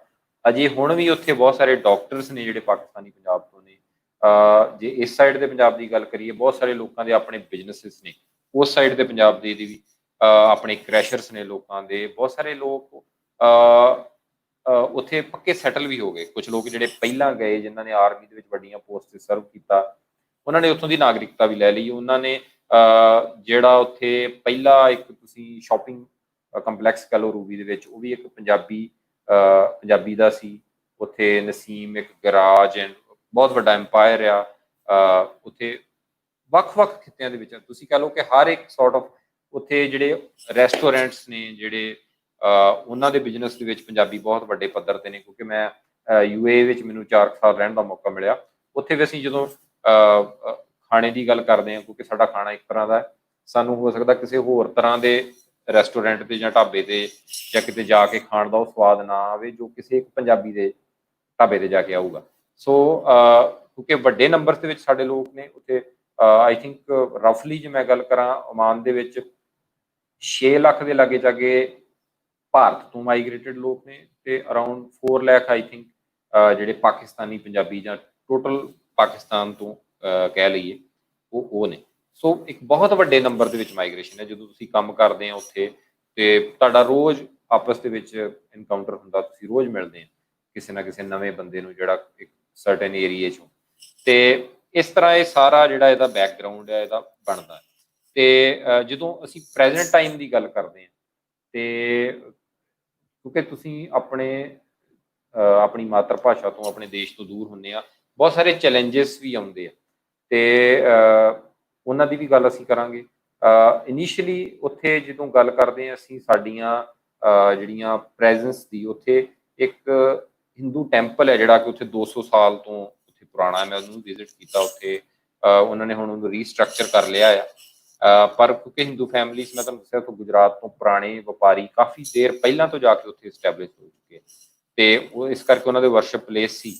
ਤੇ ਇਸੇ ਤਰ੍ਹਾਂ ਜੇ ਅਸੀਂ ਪੰਜਾਬੀ ਸਿੱਖਾਂ ਦੀ ਗੱਲ ਕਰੀਏ, ਇਹਨਾਂ ਨੇ ਇਨੀਸ਼ੀਅਲੀ ਉੱਥੇ ਜਾ ਕੇ ਜਿਸ ਤਰ੍ਹਾਂ ਕੋਈ ਵੀ ਤੁਹਾਨੂੰ ਕੰਪਨੀ ਆ ਉਹਦੇ ਵਿੱਚ ਇੱਕ ਪ੍ਰੇਅਰ ਰੂਮ ਮਿਲਦਾ ਹੈ, ਜਿੱਦਾਂ ਤੁਸੀਂ ਉੱਥੇ ਮੁਸਲਿਮ ਪ੍ਰੇਅਰਸ ਕਰ ਸਕਦੇ ਆ ਕਿਸੇ ਨੂੰ, ਤੇ ਇਸੇ ਤਰ੍ਹਾਂ ਸਿੱਖਾਂ ਨੂੰ ਉਹਨਾਂ ਨੇ ਸਥਾਨ ਦਿੱਤਾ ਕਿ ਤੁਸੀਂ ਵੀ ਆਪਣੀ ਪ੍ਰੇਅਰਸ ਕਰ ਸਕਦੇ ਆ, ਤੁਸੀਂ ਆਪਣਾ ਜੋ ਵੀ ਤੁਹਾਡਾ ਅਕੀਦਾ ਹੈ। ਤੇ ਹੌਲੀ ਹੌਲੀ ਕਰਦੇ ਆ ਕਿਉਂਕਿ ਕੰਪਨੀਜ਼ ਕੁਝ ਸਮੇਂ ਬਾਅਦ ਡਿਜ਼ੋਲਵ ਹੋ ਜਾਂਦੀਆਂ ਜਾਂ ਉਹ ਜਗ੍ਹਾ ਉਹਨਾਂ ਦੀ ਰੈਂਟ ਤੇ ਆ ਜਾਂ ਜਗ੍ਹਾ ਚੇਂਜ ਹੋ ਜਾਂਦੀ। ਐਟ ਪ੍ਰੈਜ਼ੈਂਟ ਆਈ ਥਿੰਕ ਉੱਥੇ ਅਰਾਊਂਡ 7 ਦੇ ਲਾਗੇ 7-8 ਦੇ ਲਾਗੇ ਜਾ ਕੇ ਗੁਰਦੁਆਰਾ ਸਾਹਿਬ ਨੇ ਪੂਰੇ ਓਮਾਨ ਦੇ ਵਿੱਚ। ਗਾਲਾ ਏਰੀਆ ਦੇ ਵਿੱਚ 2 ਨੇ, ਸੁਹਾਰ ਇੱਕ ਏਰੀਆ ਉੱਥੇ ਆ, ਇੱਕ ਮਬੇਲਾ ਏਰੀਆ ਇਹਨਾਂ ਨੇ ਨਵਾਂ ਡਿਵੈਲਪ ਕੀਤਾ, ਉੱਥੇ ਗੁਰਦੁਆਰਾ ਸਾਹਿਬ ਆ। ਜਦੋਂ ਆਪਾਂ ਸਲਾਲਾ ਜਾਂਦੇ ਉੱਥੇ ਵੀ ਗੁਰਦੁਆਰਾ ਸਾਹਿਬ ਹੈ। ਜ਼ਿਆਦਾ ਵੱਡੇ ਸਟਰਕਚਰ ਨਹੀਂ ਨੇ, ਛੋਟੀਆਂ ਜਿੱਦਾਂ ਬੋਰੋਡ ਪਲੇਸਿਸ ਨੇ, ਜਿੱਦਾਂ ਤੁਸੀਂ ਰੈਂਟ ਤੇ ਕੋਈ ਲੀਜ਼ ਤੇ ਜਗ੍ਹਾ ਲੈਂਦੇ ਆ ਉਸੇ ਤਰ੍ਹਾਂ ਦੀਆਂ ਨੇ। ਪਰ ਇਹ ਆ ਕਿ ਸਾਰੇ ਪੰਜਾਬੀਆਂ ਲਈ ਡੋਰਸ ਓਪਨ ਨੇ। ਇੱਕ ਕਮਿਊਨਿਟੀ ਵਾਲੀ ਆਪਣੀ ਜਿਹੜੀ ਉਹ ਉੱਥੇ ਫੀਲਿੰਗ ਆਉਂਦੀ ਹੈ, ਜਾਂ ਕੋਈ ਵੀ ਵਿਜ਼ਿਟ ਕਰ ਸਕਦਾ ਪੰਜਾਬੀ, ਉਹ ਭਾਵੇਂ ਇਸ ਸਾਈਡ ਤੋਂ ਹੋਵੇ, ਭਾਰਤ ਦੀ ਸਾਈਡ ਤੋਂ ਹੋਵੇ ਜਾਂ ਪਾਕਿਸਤਾਨ ਦੀ ਸਾਈਡ ਤੋਂ ਹੋਵੇ।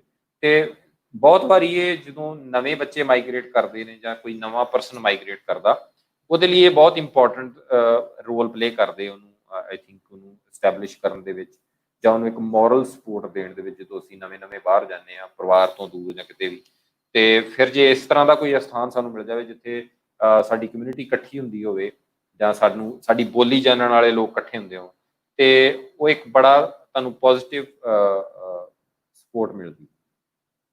ਸੋ ਇਸ ਕਰਕੇ ਸਾਰੇ ਗੁਰਦੁਆਰਾ ਸਾਹਿਬ ਉੱਥੇ ਇੱਕ ਬੜਾ ਵਧੀਆ ਰੋਲ ਪਲੇ ਕਰ ਰਹੇ ਆ। ਨਾਲ ਦੀ ਨਾਲ ਆਈ ਥਿੰਕ ਜੇ ਉੱਥੇ ਜਿਹੜੀ ਸਾਡੀ ਨਵੀਂ ਜਨਰੇਸ਼ਨ ਆ ਪੰਜਾਬੀਆਂ ਦੀ ਜਾਂ ਸਿੱਖਾਂ ਦੀ, ਜਾਂ ਜੇ ਉਹਨਾਂ ਨੂੰ ਉਹਨਾਂ ਦੀ ਮਾਂ ਭਾਸ਼ਾ ਦੇ ਨਾਲ ਜੋੜ ਕੇ ਰੱਖਣਾ, ਤੇ ਫਿਰ ਆਈ ਥਿੰਕ ਕਿ ਜ਼ਰੂਰੀ ਹੋ ਜਾਂਦਾ ਕਿ ਤੁਹਾਨੂੰ ਇੱਦਾਂ ਦੀਆਂ ਗੈਦਰਿੰਗਸ ਦੇ ਵਿੱਚ ਜਾਣਾ ਪੈਂਦਾ। ਪਲੱਸ ਗੁਰਦੁਆਰਾ ਸਾਹਿਬ ਦੇ ਵਿੱਚ ਇਹ ਐਫਰਟ ਕੀਤੀ ਜਾਂਦੀ ਆ ਕਿ ਬੱਚਿਆਂ ਨੂੰ ਪੰਜਾਬੀ ਸਿਖਾਈ ਜਾਵੇ, ਉਹਨਾਂ ਨੂੰ ਆਪਣੇ ਬੈਕਗਰਾਊਂਡ ਬਾਰੇ ਦੱਸਿਆ ਜਾਵੇ, ਸਾਰੀਆਂ ਉਹਨਾਂ ਦੇ ਨਾਲ ਸ਼ੇਅਰਿੰਗਸ ਕੀਤੀਆਂ ਜਾਣ। ਈਵਨ ਕਿ ਜਿਹੜੇ ਪਾਕਿਸਤਾਨ ਤੋਂ ਸਿੱਖ ਨੇ, ਉਹ ਮੈਂ ਸਪੈਸ਼ਲੀ ਮੈਂਸ਼ਨ ਕੀਤਾ, ਉਹਨਾਂ ਦੀ ਬਹੁਤ ਵੱਡੀ ਐਫਰਟ ਹੈ, ਕਿਉਂਕਿ ਕੁਝ ਸਿੱਖ ਉੱਥੇ ਪਿਸ਼ੌਰ ਦੇ ਇਲਾਕੇ ਦੇ ਸਿੱਖ ਨੇ ਜਿਨ੍ਹਾਂ ਦੀ ਮਾਤਰ ਭਾਸ਼ਾ ਪੰਜਾਬੀ ਵੀ ਨਹੀਂ ਗੀ, ਕਿਉਂਕਿ ਅਸੀਂ ਤੇ ਬੀਂਗ ਪੰਜਾਬੀ, ਸਾਨੂੰ ਪੰਜਾਬੀ ਘਰ ਤੋਂ ਮਿਲ ਜਾਂਦੀ ਜਾਂ ਕਿਤੋਂ ਵੀ।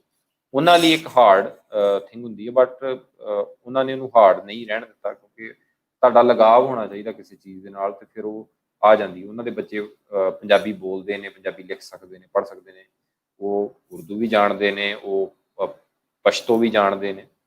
ਸੋ ਆਈ ਥਿੰਕ ਕਿ ਸਾਡੀ ਸਾਰਿਆਂ ਦੀ ਡਿਊਟੀ ਬਣ ਜਾਂਦੀ ਹੈ, ਜਿਹੜੇ ਪੇਰੈਂਟਸ ਨੇ ਜਿਹੜੇ ਉਹਨਾਂ ਦੀ ਜ਼ਿਆਦਾ ਰਿਸਪੌਂਸਿਬਿਲਿਟੀ ਹੋ ਜਾਂਦੀ ਕਿਸੇ ਹੱਦ ਤੇ। ਪਰ ਜੇ ਕਮਿਊਨਿਟੀ ਦਾ ਸਾਥ ਮਿਲ ਜਾਵੇ ਨਾਲ, ਫਿਰ ਉਹ ਸਾਰੀਆਂ ਚੀਜ਼ਾਂ ਈਜ਼ੀ ਹੋ ਜਾਂਦੀਆਂ ਹੈਂਡਲ ਕਰਨ।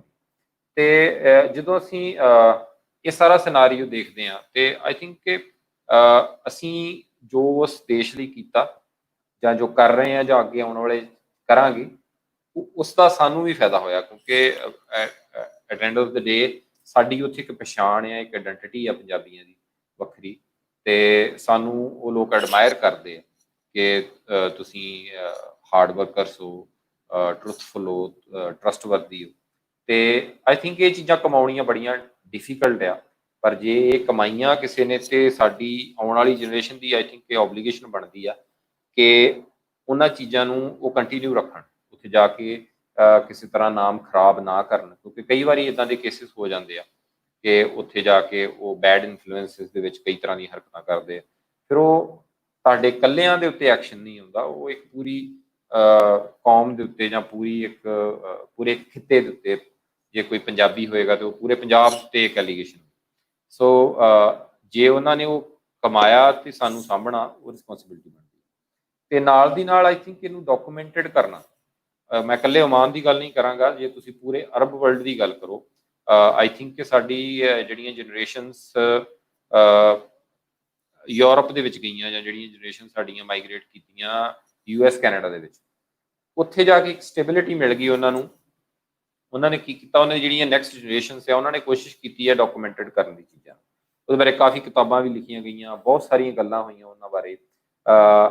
ਪਰ ਕਿਤੇ ਨਾ ਕਿਤੇ ਜਿਹੜਾ ਇਹ ਖਿੱਤਾ ਆ, ਕਿਉਂਕਿ ਇੱਥੇ ਜ਼ਿਆਦਾਤਰ ਲੋਕ ਲੇਬਰ ਕਲਾਸ ਦੇ ਸੀ ਤੇ ਉਹ ਲੋਕ ਨੇ ਜਿਹੜੇ ਉੱਥੇ ਅਰਨ ਕਰਕੇ ਸਭ ਕੁਝ ਘਰ ਤੇ ਪਿੱਛੇ ਭੇਜਦੇ, ਉਹਨਾਂ ਕੋਲ ਟਾਈਮ ਨਹੀਂ ਸੀ ਆਈ ਥਿੰਕ ਕਿ ਸ਼ਾਇਦ ਕਿ ਉਹ ਚੀਜ਼ਾਂ ਨੂੰ ਡਾਕੂਮੈਂਟਡ ਕਰ ਸਕਣ, ਕਿ ਲਿਖ ਸਕਣ ਵੀ ਸਾਡਾ ਐਕਸਪੀਰੀਅੰਸ ਕਿੱਦਾਂ ਦੇ ਰਹੇ, ਅਸੀਂ ਕੀ ਕੋਈ ਕੀਤਾ, ਜਾਂ ਸਾਨੂੰ ਕੀ ਡਿਫਿਕਲਟੀਜ਼ ਆਈਆਂ, ਜਾਂ ਕੀ ਲਿਮਿਟੇਸ਼ਨਸ ਨੇ, ਜਾਂ ਕੀ ਸਭ ਕੁਝ।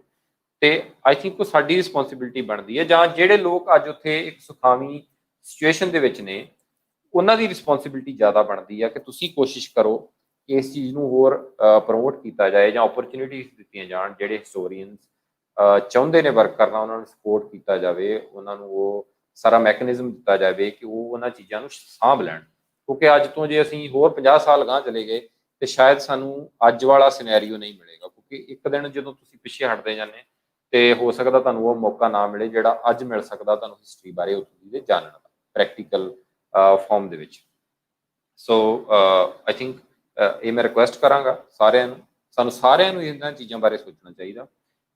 ਤੇ ਜੇ ਮੈਂ ਉੱਥੇ ਹੁਣ ਮੈਂ ਆਪਣੇ ਥੀਸਿਸ ਬਾਰੇ ਗੱਲ ਕਰਾਂ, ਆਈ ਟਰਾਈਡ ਕਿ ਮੈਂ ਉੱਥੇ ਜਿਹੜਾ ਡੇਟਾ ਆ ਉਹ ਪਰਸਨਲੀ ਇਕੱਠਾ ਕਰ ਸਕਾਂ ਸਾਰਿਆਂ ਨੂੰ ਮਿਲ ਕੇ। ਸੋ ਜਿਹੜੀਆਂ ਮੈਂ ਇੰਟਰਵਿਊਜ਼ ਕੀਤੀਆਂ ਉਹ ਮੈਂ ਪਰਸਨਲੀ ਹੀ ਕੀਤੀਆਂ ਸਾਰੀਆਂ, ਕਿਸੇ ਨੂੰ ਘਰ ਵਿਜ਼ਿਟ ਕੀਤਾ, ਕਿਸੇ ਨੂੰ ਦਫ਼ਤਰ ਵਿਜ਼ਿਟ ਕੀਤਾ, ਕਿਸੇ ਨੂੰ ਇੱਥੇ ਜਿਹੜੇ ਲੋਕ ਆ ਚੁੱਕੇ, ਜਿਸ ਤਰ੍ਹਾਂ ਮੈਂ ਪਹਿਲਾਂ ਦੱਸ ਰਿਹਾ ਸੀ, ਜਿਹੜੇ ਉੱਥੇ ਵਰਕ ਕਰਕੇ ਆ ਚੁੱਕੇ ਆ, ਉਹਨਾਂ ਨੂੰ ਇੱਥੇ ਮਿਲਿਆ ਮੈਂ ਦਿੱਲੀ ਜਾ ਕੇ। ਤੇ ਉਹਨਾਂ ਸਾਰੀਆਂ ਚੀਜ਼ਾਂ ਦੇ ਨਾਲ ਇਹ ਹੋਇਆ ਕਿ ਮੈਨੂੰ ਖੁਦ ਨੂੰ ਬਹੁਤ ਸਾਰਾ ਸਿੱਖਣ ਨੂੰ ਮਿਲਿਆ, ਪਲੱਸ ਮੈਨੂੰ ਇਹ ਸਾਰਾ ਕੁਝ ਮੈਂਸ਼ਨ ਕਰਨ 'ਚ ਲਿਖਣ ਦੇ ਵਿੱਚ ਬੜੀ ਆਸਾਨੀ ਰਹੀ, ਕਿਉਂਕਿ ਮੈਂ ਉਹਨਾਂ ਦੇ ਮੂੰਹ ਤੋਂ ਉਹ ਸਾਰੀਆਂ ਚੀਜ਼ਾਂ ਸੁਣੀਆਂ, ਉਹਨਾਂ ਦੇ ਐਕਸਪੀਰੀਅੰਸਿਸ ਕਿ ਕੁਝ ਲੋਕ ਕਿੱਦਾਂ ਉਹ ਐਜ਼ ਅ ਲੇਬਰਰ ਆਏ, ਫਿਰ ਉਹਨਾਂ ਨੇ ਰਾਈਜ਼ ਕੀਤਾ, ਉਹ ਮੈਨੇਜਰਸ ਬਣੇ, ਅੱਜ ਕੁਝ ਲੋਕ ਆਪਣੇ ਬਿਜ਼ਨਸਿਸ ਰਨ ਕਰ ਰਹੇ ਨੇ ਬਹੁਤ ਵੱਡੇ ਪੱਧਰ ਤੇ। ਤੇ ਇਹ ਸਾਰੀਆਂ ਚੀਜ਼ਾਂ ਜਿਹੜੀਆਂ ਨੇ ਉਹ ਸਾਨੂੰ ਸਿਖਾਉਂਦੀਆਂ ਨੇ ਕੁਝ, ਕਿ ਤੁਸੀਂ ਬਾਹਰ ਜਾ ਕੇ ਵੀ ਜੇ ਆਪਣੀ ਆਇਡੈਂਟੀਟੀ ਦੇ ਨਾਲ ਜੁੜੇ ਰਹੇ, ਆਪਣੇ ਪਿਛੋਕੜ ਦੇ ਨਾਲ ਜੁੜੇ ਰਹੇ, ਤੇ ਇਹ ਕੋਈ ਮਾੜੀ ਚੀਜ਼ ਨਹੀਂ ਹੈ, ਤੁਹਾਨੂੰ ਕੁਝ ਨਾ ਕੁਝ ਪੋਜ਼ਿਟਿਵ ਹੀ ਦਊਗੀ, ਕੁਝ ਨਾ ਕੁਝ ਤੁਹਾਡੀ ਜਰਨੀ ਨੂੰ ਸੁਖਾਵਾਂ ਹੀ ਕਰੂਗੀ, ਕੁਝ ਐਡ ਅਪ ਕਰੂਗੀ। ਤੇ ਉਸੇ ਤਰ੍ਹਾਂ ਆਈ ਥਿੰਕ ਜੇ ਅੱਜ ਅਸੀਂ ਉਹਨਾਂ ਦੀ ਸਾਰਿਆਂ ਦੀ ਸੋਸ਼ਲ ਜਾਂ ਇਕਨੋਮਿਕ ਜਿਹੜੀ ਪ੍ਰੋਫਾਈਲ ਉਹਦੇ ਬਾਰੇ ਗੱਲ ਕਰ ਲਈਏ, ਤੇ ਆਲ ਵਾਕਸ ਆਫ ਲਾਈਫ ਤੋਂ ਅਸੀਂ ਗੱਲ ਕਰ ਸਕਦੇ ਹਾਂ। ਜਿਸ ਤਰ੍ਹਾਂ ਮੈਂ ਪਹਿਲਾਂ ਗੱਲ ਕੀਤੀ ਕਿ ਅੱਜ ਉੱਥੇ ਬਿਜ਼ਨਸਮੈਨਸ ਨੇ, ਡਾਇਰੈਕਟਰਸ ਨੇ, ਇੰਜੀਨੀਅਰਸ ਨੇ। ਹੁਣ ਜਿਹੜੀ ਨਵੀਂ ਜਨਰੇਸ਼ਨ ਮਾਈਗ੍ਰੇਟ ਕੀਤੀ ਆ ਉਹ ਕਾਫੀ ਜ਼ਿਆਦਾ ਐਜੂਕੇਟਡ ਕੀਤੀ ਆ, ਉਹ ਆਫਿਸਿਸ ਦੇ ਵਿੱਚ ਜੌਬ ਕਰ ਰਹੇ ਆ, ਉਹਨਾਂ ਦੇ ਕੋਲ ਹੋਰ ਜ਼ਿਆਦਾ ਓਪਰਚੁਨਿਟੀਜ਼ ਆ, ਪਰ ਉਹ ਜਿਹੜਾ ਪਲੇਟਫਾਰਮ ਆ ਉਹ ਸਾਰਾ ਉਹਨਾਂ ਲੋਕਾਂ ਦਾ ਤਿਆਰ ਕੀਤਾ ਹੋਇਆ ਜਿਨ੍ਹਾਂ ਨੇ ਉੱਥੇ ਜਾ ਕੇ ਹਾਰਡ ਵਰਕ ਕੀਤਾ। ਕਿਉਂਕਿ ਇਨੀਸ਼ੀਅਲੀ ਜਦੋਂ ਮਾਈਗ੍ਰੇਸ਼ਨ ਹੋਈ ਆ, ਲੋਕ ਉੱਥੇ ਜਾ ਕੇ ਤੰਬੂਆਂ ਦੇ ਵਿੱਚ ਵੀ ਰਹੇ, ਕਿਉਂਕਿ ਬਹੁਤ ਹਾਰਡ ਕੰਡੀਸ਼ਨ ਸੀ। ਤੇ ਤੁਸੀਂ ਇਮੈਜਿਨ ਕਰ ਸਕਦੇ ਆ ਕਿ ਪੂਰੇ ਰੇਗਿਸਤਾਨ ਦੇ ਵਿੱਚ ਤੰਬੂ 'ਚ ਰਹਿਣਾ ਕਿਸ ਤਰ੍ਹਾਂ ਦਾ ਹੋਏਗਾ, ਬਟ ਉਹਨਾਂ ਲੋਕਾਂ ਨੇ ਉਹ ਸਾਰੀਆਂ ਕੰਡੀਸ਼ਨ ਸਰਵਾਈਵ ਕੀਤੀਆਂ ਤੇ ਅੱਜ ਉਸ ਮੁਕਾਮ ਤੇ, ਕਿਉਂਕਿ ਉੱਥੇ ਉਹ ਅੱਜ ਲੇਬਰ ਦੇ ਲਈ ਬਹੁਤ ਸਾਰੇ ਲਾਜ਼ ਨੇ, ਲੇਬਰ ਦਾ ਧਿਆਨ ਰੱਖਿਆ ਜਾਂਦਾ, ਮਿਨੀਮਮ ਵੇਜਸ ਦਾ ਧਿਆਨ ਰੱਖਿਆ ਜਾਂਦਾ, ਜਾਂ ਤੁਸੀਂ ਕਹਿ ਸਕਦੇ ਆ ਕਿ ਉਹਨਾਂ ਦੀ ਅਕੋਮੋਡੇਸ਼ਨ ਦਾ ਧਿਆਨ ਰੱਖਿਆ ਜਾਂਦਾ, AC ਲੱਗੇ ਹੋਏ ਆ, ਜਾਂ ਨੰਬਰ ਆਫ ਪੀਪਲ ਕੰਪਨੀ ਤੋਂ ਕੰਪਨੀ ਡਿਪੈਂਡ ਕਰਦਾ, ਕਿਤੇ ਕਿਤੇ ਕੰਪਨੀਜ਼ ਨੇ ਇੱਕ ਜਾਣੇ ਨੂੰ ਇੱਕ ਕਮਰਾ ਵੀ ਦਿੱਤਾ ਹੋਇਆ, ਕਿਤੇ 2-4 ਜਾਣੇ ਵੀ ਰਹਿ ਰਹੇ, ਬਟ ਸਾਰੀ ਫੈਸਿਲਿਟੀਜ਼ ਨੇ, ਪਾਣੀ ਦੀ ਫੈਸਿਲਿਟੀਜ਼ ਨੇ, ਜਾਂ ਹੋਰ ਸਾਰੀਆਂ ਫੈਸਿਲਿਟੀਜ਼ ਅੱਜ ਦਿੱਤੀਆਂ ਜਾ ਰਹੀਆਂ। ਪਰ ਜਿਹੜੇ ਲੋਕ ਪਹਿਲਾਂ ਗਏ ਐਟ ਦਾ ਵੈਰੀ ਫਸਟ, ਉਹਨਾਂ ਨੇ ਜਾ ਕੇ ਬਹੁਤ ਸਾਰੀਆਂ ਹਾਰਡ ਕੰਡੀਸ਼ਨਸ ਫੇਸ ਕੀਤੀ, ਤੇ ਆਈ ਥਿੰਕ ਉਹਨਾਂ ਨੇ ਉਹ ਫੇਸ ਕਰਕੇ ਉੱਥੇ ਸਾਰਾ ਨਾਮਣਾ ਖੱਟਿਆ, ਉਹ ਸਾਡੀ ਝੋਲੀ ਪਾ ਦਿੱਤਾ। ਹੁਣ ਸਾਡੀ ਰਿਸਪੌਂਸਿਬਿਲਿਟੀ ਹੋਰ ਵੱਧ ਜਾਂਦੀ ਆ ਉਹਨਾਂ ਸਾਰੀਆਂ ਚੀਜ਼ਾਂ ਨੂੰ ਲੈ ਕੇ। ਮੇਰੀ ਜਿਹੜੀ ਰਿਸਰਚ ਸੀ, ਬੇਸਿਕਲੀ ਮੈਨੂੰ 2 ਪਾਰਟਸ ਵਿੱਚ ਡਿਵਾਈਡ ਕੀਤਾ ਸੀ। ਅਡਲਟਸ ਦੇ ਬਾਰੇ ਕੁਐਸਚਨੇਅਰ ਸੀ ਇੱਕ, ਤੇ ਬੱਚਿਆਂ ਦੇ ਬਾਰੇ ਸੀ ਕੁਝ, ਕਿਉਂਕਿ ਮੇਰਾ background from Sikh religious studies ਸੀ, ਤੇ ਕਿਉਂਕਿ ਮੈਂ ਜਾਣਨਾ ਚਾਹੁੰਦਾ ਸੀ ਕਿ ਆਇਡੈਂਟੀਟੀ ਨੂੰ ਲੈ ਕੇ ਵੀ ਕਈ ਵਾਰ ਕਈ ਥਾਵਾਂ ਤੇ ਕਈ ਪ੍ਰੋਬਲਮਸ ਆ ਜਾਂਦੀਆਂ, ਪਰ ਇੱਥੇ ਉਹੋ ਜਿਹਾ ਸਿਨੈਰੀਓ ਨਹੀਂ ਸੀ। ਬੀਇੰਗ ਅ ਸਿੱਖ ਸਾਰੇ ਲੋਕਾਂ ਨੂੰ ਇੱਜ਼ਤ ਹੀ ਮਿਲੀ, ਕੁਝ ਪੰਜਾਬੀ ਹੋਣ ਕਰਕੇ ਜਾਂ ਦੂਜੀਆਂ ਸਾਰੀਆਂ ਚੀਜ਼ਾਂ ਲੈ ਕੇ ਉਹਨਾਂ ਨੂੰ ਹਮੇਸ਼ਾ ਪੋਜ਼ਿਟਿਵਿਟੀ ਮਿਲੀ, ਉਹਨਾਂ ਨੂੰ ਸਿਰਫ ਐਪਰੀਸੀਏਸ਼ਨ ਹੀ ਮਿਲੀ, ਕਦੇ ਵੀ ਉਹਨਾਂ ਨੂੰ ਨਿਗਲੈਕਟ ਨਹੀਂ ਕੀਤਾ ਗਿਆ। ਤੇ ਦੇ ਆਲ ਸੇ ਕਿ ਜਿਹੜੀ ਸਾਡੀ ਆਇਡੈਂਟੀਟੀ ਆ ਇਹਨੇ ਸਾਡੀ ਹੈਲਪ ਕੀਤੀ ਆ ਅੱਗੇ ਵਧਣ ਦੇ ਵਿੱਚ, ਤੇ ਅਸੀਂ ਚਾਹੁੰਦੇ ਆ ਕਿ ਸਾਡੇ ਬੱਚੇ ਜਿਹੜੇ ਆ ਉਹ ਵੀ ਇਸ ਆਇਡੈਂਟੀਟੀ ਦੇ ਨਾਲ ਜੁੜੇ ਰਹਿਣ ਤੇ ਇਸ ਨੂੰ ਅੱਗੇ ਲੈ ਕੇ ਜਾਣ। ਫਿਰ ਮੈਂ ਬੱਚਿਆਂ ਦੇ ਨਾਲ ਗੱਲ ਕੀਤੀ, ਤੇ ਬੱਚਿਆਂ ਦੇ ਨਾਲ ਤੁਹਾਨੂੰ ਹਰ ਥਾਂ ਤੇ ਡਿਫਿਕਲਟੀ ਆ ਜਾਂਦੀ ਹੈ, ਕਿਉਂਕਿ ਜਿਹੜੇ ਬੱਚੇ ਤੇ ਥੋੜੇ ਯੰਗ ਏਜ ਦੇ ਵਿੱਚ ਮਾਈਗ੍ਰੇਟ ਕੀਤੇ ਆ, ਉਹਨਾਂ ਨੂੰ ਆਪਣੀ ਮਦਰ ਟੰਗ ਦੇ ਵਿੱਚ ਕੋਈ ਏਡੀ ਡਿਫਿਕਲਟੀ ਨਹੀਂ ਆਉਂਦੀ। ਤੇ ਜਿਹੜੇ ਬੱਚੇ ਬਿਲਕੁਲ ਛੋਟੇ ਆ, ਜਿਹੜੇ ਉੱਥੇ ਬੌਰਨ ਐਂਡ ਬੌਟ ਅਪ ਹੈ, ਉਹਨਾਂ ਦੇ ਨਾਲ ਤੁਹਾਨੂੰ ਡਿਫਿਕਲਟੀ ਹੋ ਜਾਂਦੀ, ਕਿਉਂਕਿ ਉਹਨਾਂ ਬੱਚਿਆਂ ਨੇ ਜ਼ਿਆਦਾ ਟਾਈਮ ਸਕੂਲ ਦੇ ਵਿੱਚ ਜਾਂ ਜਿਹੜੇ ਉਹਨਾਂ ਦੇ ਕੇਅਰ ਟੇਕਰਸ ਹੈ ਉਹਨਾਂ ਦੇ ਕੋਲ ਕੱਢਣਾ ਹੈ। ਤੇ ਉਹ ਬੇਸਿਕਲੀ ਕਈ ਵਾਰੀ ਫਿਲੀਪੀਨਸ ਬੈਕਗਰਾਊਂਡ ਤੋਂ ਹੁੰਦੀਆਂ ਭੈਣਾਂ ਬੀਬੀਆਂ ਜਿਹੜੀਆਂ ਟੇਕ ਕੇਅਰ ਕਰਦੀਆਂ, ਤੇ ਸਕੂਲਸ ਦੇ ਵਿੱਚ ਵੀ ਤੁਹਾਨੂੰ ਕਿਉਂਕਿ ਇੰਗਲਿਸ਼ ਸਾਰਾ ਵਰਤਾਰਾ ਹੈ ਉੱਥੇ, ਤੇ ਉਹ ਸਿੱਖਣਾ ਪੈਂਦਾ। ਤੇ ਛੋਟੇ ਬੱਚਿਆਂ ਦੇ ਲਈ ਇਹ ਹਾਰਡ ਹੋ ਜਾਂਦਾ ਕਿ ਉਹਨਾਂ ਨੂੰ ਪੰਜਾਬੀ ਸਿੱਖਣ ਦੇ ਵਿੱਚ, ਬੋਲਣ ਦੇ ਵਿੱਚ, ਬੇਸਿਕਲੀ ਲਿਖਣ ਦੇ ਵਿੱਚ ਤੇ ਬਹੁਤ ਸਾਰੀ ਪ੍ਰੋਬਲਮ ਆਉਂਦੀ ਹੈ, ਕਿਉਂਕਿ ਉਹ ਤਾਂ ਹੀ ਸਿੱਖ ਸਕਣਗੇ ਜੇ ਉਹਨਾਂ ਨੂੰ ਉਹ ਵਰਣਮਾਲਾ ਦੇ ਨਾਲ ਪੂਰੀ ਤਰ੍ਹਾਂ ਤੁਸੀਂ ਇੰਟਰੋਡਿਊਸ ਕਰਾਓਗੇ, ਉਹਨਾਂ ਨੂੰ ਛੋਟੀ ਏਜ ਤੋਂ ਬਿਠਾਉਣਾ ਸ਼ੁਰੂ ਕਰੋਗੇ, ਉਹਨਾਂ ਨੂੰ ਸਮਝਾਉਣਾ ਸ਼ੁਰੂ ਕਰੋਗੇ, ਫਿਰ ਹੀ ਉਹ ਜਾਣ ਸਕਣਗੇ। ਥੋੜੀ ਬਹੁਤੀ ਬੋਲਣਾ ਸਮਝਣ ਦੇ ਵਿੱਚ ਉਹਨਾਂ ਨੂੰ ਪ੍ਰੋਬਲਮ ਹੁੰਦੀ, ਕਿਉਂਕਿ ਪੇਰੈਂਟਸ ਬੋਲਦੇ ਆ, ਤੇ ਕਿਤੇ ਜਿੱਥੇ ਪੇਰੈਂਟਸ ਨਹੀਂ ਬੋਲਦੇ ਉੱਥੇ ਫਿਰ ਬਹੁਤ ਸਾਰੀ ਡਿਫਿਕਲਟੀ ਹੁੰਦੀ। ਪਹਿਲਾਂ ਕਈ ਪੇਰੈਂਟਸ ਇਸ ਤਰ੍ਹਾਂ ਦੇ ਜਿਹੜੇ ਚਾਹੁੰਦੇ ਆ ਕਿ ਉਹ ਇਸ ਚੀਜ਼ ਨੂੰ ਲਾਈਟਲੀ ਲੈਂਦੇ, ਉਹ ਸੋਚਦੇ ਆ ਕਿ ਸ਼ਾਇਦ ਅਸੀਂ ਕੋਈ ਗੱਲ ਨਹੀਂ, ਇੰਗਲਿਸ਼ 'ਚ ਗੱਲ ਕਰੋ ਇਹਨਾਂ ਦੇ ਨਾਲ, ਇਹਨਾਂ ਦੀ ਇੰਗਲਿਸ਼ ਇੰਪਰੂਵ ਹੋ ਜਾਏਗੀ। ਪਰ ਉਹ ਐਂਡ ਆਫ ਦਾ ਡੇ ਉਹ ਇਸ ਤਰ੍ਹਾਂ ਦਾ ਸਿਨੈਰੀਓ ਕ੍ਰੀਏਟ ਹੋ ਜਾਂਦਾ ਕਿ ਕੱਲ ਨੂੰ ਉਹਨਾਂ ਦੇ ਬੱਚੇ ਥੋੜੇ ਅਡਲਟ ਵੀ ਹੋ ਜਾਂਦੇ, ਪਰ ਉਹਨਾਂ ਨੂੰ ਪੰਜਾਬੀ ਗੱਲ ਕਰਨੀ ਨਹੀਂ ਆਉਂਦੀ ਜਾਂ ਸਮਝ ਨਹੀਂ ਆਉਂਦੀ ਚੰਗੀ ਤਰ੍ਹਾਂ, ਫਿਰ ਉਹ ਜ਼ਿਆਦਾ ਹਾਸੋਹੀਣੀ ਸਥਿਤੀ ਹੋ ਜਾਂਦੀ। ਸੋ ਆਈ ਥਿੰਕ ਕਿ ਸਾਡੀ ਸਾਰਿਆਂ ਦੀ ਓਬਲੀਗੇਸ਼ਨ ਬਣਦੀ ਸਾਡੀ ਮਾਤਰ ਭਾਸ਼ਾ, ਸਾਡੀ ਮਾਂ ਬੋਲੀ ਦੇ ਵੱਲ, ਤੇ ਸਾਨੂੰ ਸਾਰਿਆਂ ਨੂੰ ਐਟਲੀਸਟ ਕੋਸ਼ਿਸ਼ ਕਰਨੀ ਚਾਹੀਦੀ ਕਿ ਅਸੀਂ ਘਰ ਦੇ ਵਿੱਚ ਬੱਚਿਆਂ ਦੇ ਨਾਲ ਉਹ ਸਾਰੀ ਗੱਲਬਾਤ ਕਰੀਏ, ਤਾਂ ਕਿ ਉਹਨਾਂ ਨੂੰ ਉਹ ਡਿਫਿਕਲਟੀ ਨਾ ਆਵੇ ਕੱਲ ਨੂੰ ਚੀਜ਼ਾਂ ਨੂੰ ਸਮਝਣ ਦੇ ਵਿੱਚ ਜਾਂ ਕਿਸੇ ਨੂੰ ਸਮਝਾਉਣ ਦੇ ਵਿੱਚ ਜਦੋਂ ਉਹ ਕਿਸੇ ਨਾਲ ਗੱਲ ਕਰਦੇ। ਸੋ ਇਸੇ ਸਾਰੇ ਸਿਨੈਰੀਓ ਦੇ ਨਾਲ ਮੈਂ ਸਾਰਾ ਆਪਣਾ ਡਾਟਾ ਜਿਹੜਾ ਆ ਉਹ ਇਕੱਠਾ ਕੀਤਾ ਆ। ਤੇ ਚੈਲੰਜਸ ਦੀ ਜੇ ਗੱਲ ਕਰੀਏ ਤੇ ਐਜ਼ ਆਫ ਕਿ ਉੱਥੇ ਕੋਈ ਜ਼ਿਆਦਾ ਚੈਲੰਜਸ ਨਹੀਂ ਨੇ, ਕੋਈ ਆਇਡੈਂਟੀਟੀ ਨੂੰ ਲੈ ਕੇ ਜਾਂ ਕੋਈ ਉਹਨਾਂ ਦੇ ਨਾਲ ਡਿਸਕ੍ਰਿਮੀਨੇਸ਼ਨਸ ਨਹੀਂ, ਬਟ ਕੁਝ ਲਿਮਿਟੇਸ਼ਨਸ ਇਸ ਤਰ੍ਹਾਂ ਦੀਆਂ ਨੇ, ਜਿਸ ਤਰ੍ਹਾਂ ਉਹਨਾਂ ਕੋਲ ਪ੍ਰੋਪਰ ਰਾਈਟਸ ਟੂ ਪ੍ਰੋਪਰਟੀਜ਼ ਨਹੀਂ ਨੇ, ਈਵਨ ਦੋ ਕਿ ਉਹਨਾਂ ਕੋਲ ਲੀਜ਼ ਆਰਡਰਸ ਨੇ, ਬਹੁਤ ਸਾਰੀਆਂ ਲੀਗਲ ਰਾਈਟਸ ਹੈਗੀਆਂ ਨੇ, ਪਰ ਫਿਰ ਵੀ ਕਿਸੇ ਹੱਦ ਤੱਕ, ਜਿਸ ਤਰ੍ਹਾਂ ਜੇ ਅਸੀਂ ਆਸਟ੍ਰੇਲੀਆ, ਅਮਰੀਕਾ, ਕੈਨੇਡਾ ਦੀ ਗੱਲ ਕਰੀਏ, ਤੇ ਜਿਸ ਤਰ੍ਹਾਂ ਆਫਟਰ ਸਰਟਨ ਪੀਰੀਅਡ ਤੁਸੀਂ ਉੱਥੇ ਦੇ ਮੂਲ ਨਿਵਾਸੀ ਬਣ ਜਾਂਦੇ ਆ, ਜਾਂ ਤੁਹਾਡੇ ਕੋਲ ਇੱਕ ਪਰਮਾਨੈਂਟ ਸਿਟੀਜ਼ਨਸ਼ਿਪ ਆ ਜਾਂਦੀ ਹੈ, ਜਾਂ ਰਹਿਣ ਦੇ ਤੁਹਾਨੂੰ ਰਾਈਟਸ ਮਿਲ ਜਾਂਦੇ, ਉਸ ਤਰ੍ਹਾਂ ਦੀਆਂ ਚੀਜ਼ਾਂ ਅਜੇ ਓਮਾਨ ਦੇ ਵਿੱਚ ਜਾਂ ਪੂਰੇ ਅਰਬ ਦੇ ਵਿੱਚ ਐਗਜ਼ਿਸਟ ਨਹੀਂ ਕਰਦੀਆਂ। ਹੋ ਸਕਦਾ ਫਿਊਚਰ ਦੇ ਵਿੱਚ ਕੁਝ ਚੇਂਜਸ ਆਉਣ ਇਹਦੇ ਵਿੱਚ, ਪਰ ਇਹ ਕਿ ਜੀਓਗ੍ਰਾਫਿਕਲੀ ਬੜੇ ਛੋਟੇ ਏਰੀਏ ਆ, ਉਹਨਾਂ ਦੇ ਲਈ ਵੀ ਡਿਫਿਕਲਟ ਆ ਕਿ ਉਹ ਹਰ ਕਿਸੇ ਨੂੰ ਸਮਾ ਨਹੀਂ ਸਕਦੇ ਆਪਣੇ ਵਿੱਚ, ਪਰ ਹੋ ਸਕਦਾ ਕੁਝ ਰਿਲੈਕਸੇਸ਼ਨ ਆਉਣ ਵਾਲੇ ਟਾਈਮ ਦੇ ਵਿੱਚ ਇਸ ਵਿੱਚ ਮਿਲਣ। ਇਸੇ ਲਈ ਕਈ ਵਾਰੀ ਸਿਨੈਰੀਓ ਜਿਹੜਾ ਉਹ ਇਦਾਂ ਦਾ ਹੋ ਜਾਂਦਾ ਕਿ ਇੱਕ ਜਨਰੇਸ਼ਨ ਜਿਹੜੀ ਉੱਥੇ ਰਹਿ ਰਹੀ ਆ, ਉਹ ਆਪਣੀ ਨੈਕਸਟ ਜਨਰੇਸ਼ਨ ਨੂੰ ਉੱਥੋਂ ਗਾਂਹ ਹੋਰ ਮਾਈਗ੍ਰੇਟ ਕਰਾਉਂਦੀ। ਇਹ ਫਿਰ ਡਬਲ ਮਾਈਗ੍ਰੇਸ਼ਨ ਇੱਕ ਹਿਸਾਬ ਦੀ ਹੋ ਰਹੀ ਹੈ, ਕਿਉਂਕਿ ਜਿਹੜੇ ਲੋਕ ਉੱਥੇ ਗਏ, ਉਹਨਾਂ ਨੇ ਉੱਥੇ ਕੰਮ ਕੀਤਾ, ਉਹਨਾਂ ਨੇ ਕੋਸ਼ਿਸ਼ ਕੀਤੀ ਕਿ ਅਸੀਂ ਆਪਣੇ ਬੱਚੇ ਜਿਹੜੇ ਆ ਉਹਨਾਂ ਦੀ ਸਕੂਲਿੰਗ ਇੱਥੋਂ ਕਰਾ ਦਈਏ, ਜਿਹੜੀ ਉਹਨਾਂ ਦੀ ਫਰਦਰ ਸਟੱਡੀਜ਼ ਆ ਉਹ ਹੋਰ ਅੱਗੇ ਚਲੇ ਜਾਣ, ਕੋਈ ਕੈਨੇਡਾ ਚਲ ਗਿਆ, ਕੋਈ ਅਮਰੀਕਾ ਚਲ ਗਿਆ, ਕੋਈ ਕਿਤੇ ਚਲ ਗਿਆ। ਸੋ ਇੱਕ ਹੋਰ ਮਾਈਗ੍ਰੇਸ਼ਨ ਉੱਥੋਂ ਹੋ ਗਈ। ਸੋ ਇਹ ਇੱਕ ਦੁਖਾਂਤ ਆ ਕਿਸੇ ਤਰ੍ਹਾਂ ਅਸੀਂ ਕਹਿ ਸਕਦੇ ਹਾਂ, ਕਿਉਂਕਿ ਉਹ ਵਾਪਸ ਨਹੀਂ ਆਏ, ਕਿਉਂਕਿ ਹੋ ਸਕਦਾ ਇੱਥੋਂ ਦੀਆਂ ਕੰਡੀਸ਼ਨਸ ਉਹਨਾਂ ਨੂੰ ਹੁਣ ਹਾਰਡ ਲੱਗਣ, ਜਾਂ ਉਹਨਾਂ ਨੇ ਆਪਣੇ ਹਿਸਾਬ ਨਾਲ ਜਿਸ ਤਰ੍ਹਾਂ। ਪਰ ਜੋ ਮੇਰੇ ਵੇਖਣ ਦੇ ਵਿੱਚ ਉੱਥੇ ਆਇਆ, ਜੋ ਮੈਂ ਅਬਜ਼ਰਵ ਕੀਤਾ, ਕਿ ਵੱਡੇ ਨੰਬਰਸ ਦੇ ਵਿੱਚ ਮੋਸਟਲੀ ਸਾਰੇ ਲੋਕ ਜਿਹੜੇ ਉੱਥੇ ਵੈਲ ਸੈਟਲ ਹੋ ਜਾਂਦੇ, ਜਾਂ ਜਿਹੜੇ ਬੱਚੇ ਉੱਥੇ ਪੜ੍ਹ ਲੈਂਦੇ ਆ, ਕੁਝ ਬੱਚੇ ਜਿਹੜੇ ਉੱਥੇ ਕੰਮ ਕਰਦੇ ਆ, ਬਹੁਤ ਛੋਟੇ ਨੰਬਰ ਦੇ ਜਿਨ੍ਹਾਂ ਕੋਲ ਆਪਣੇ ਬਿਜ਼ਨਸਿਸ ਨੇ, ਉਹ ਲੋਕ ਉੱਥੇ ਬਿਜ਼ਨਸ ਕਰਦੇ ਰਹਿੰਦੇ ਆ, ਪਰ ਉਹਨਾਂ ਦੇ ਵੀ ਗਾਂ ਜਿਹੜੇ ਫਰਦਰ ਬੱਚੇ ਉਹ ਸਾਰੇ ਸਟੱਡੀ ਕਰ ਰਹੇ ਨੇ ਕੈਨੇਡਾ, ਅਮਰੀਕਾ ਦੇ ਵਿੱਚ। ਸੋ ਇੱਕ ਮਾਈਗ੍ਰੇਸ਼ਨ ਇੱਥੋਂ ਉੱਥੇ ਹੋਈ, ਇੱਕ ਮਾਈਗ੍ਰੇਸ਼ਨ ਤੋਂ ਕੰਟੀਨਿਊਸਲੀ ਅੱਗੇ ਦੀ ਚੱਲ ਰਹੀ। ਸੋ ਫਿਰ ਓਲਡ ਏਜ ਦੇ ਵਿੱਚ ਜਿਹੜੇ ਲੋਕ ਉੱਥੇ ਰਹਿ ਰਹੇ, ਉਹਨਾਂ ਦੇ ਲਈ ਕਈ ਵਾਰੀ ਸਥਿਤੀ ਇਸ ਤਰ੍ਹਾਂ ਦੀ ਹੋ ਜਾਂਦੀ ਆ ਕਿ ਉਹਨਾਂ ਨੂੰ ਫਿਰ ਮਾਈਗ੍ਰੇਟ ਕਰਨਾ ਪੈਂਦਾ। ਸੋ ਇਸ ਤਰ੍ਹਾਂ ਦਾ ਸਾਰਾ ਸਿਨੈਰੀਓ ਉੱਥੇ ਕ੍ਰੀਏਟ ਹੋ ਜਾਂਦਾ, ਉਹ ਸਾਰੀਆਂ ਚੀਜ਼ਾਂ ਨੂੰ ਲੈ ਕੇ, ਕੁਝ ਲਾਜ਼ ਨੂੰ ਲੈ ਕੇ, ਕੁਝ ਹੋਰ ਚੀਜ਼ਾਂ ਨੂੰ ਲੈ ਕੇ।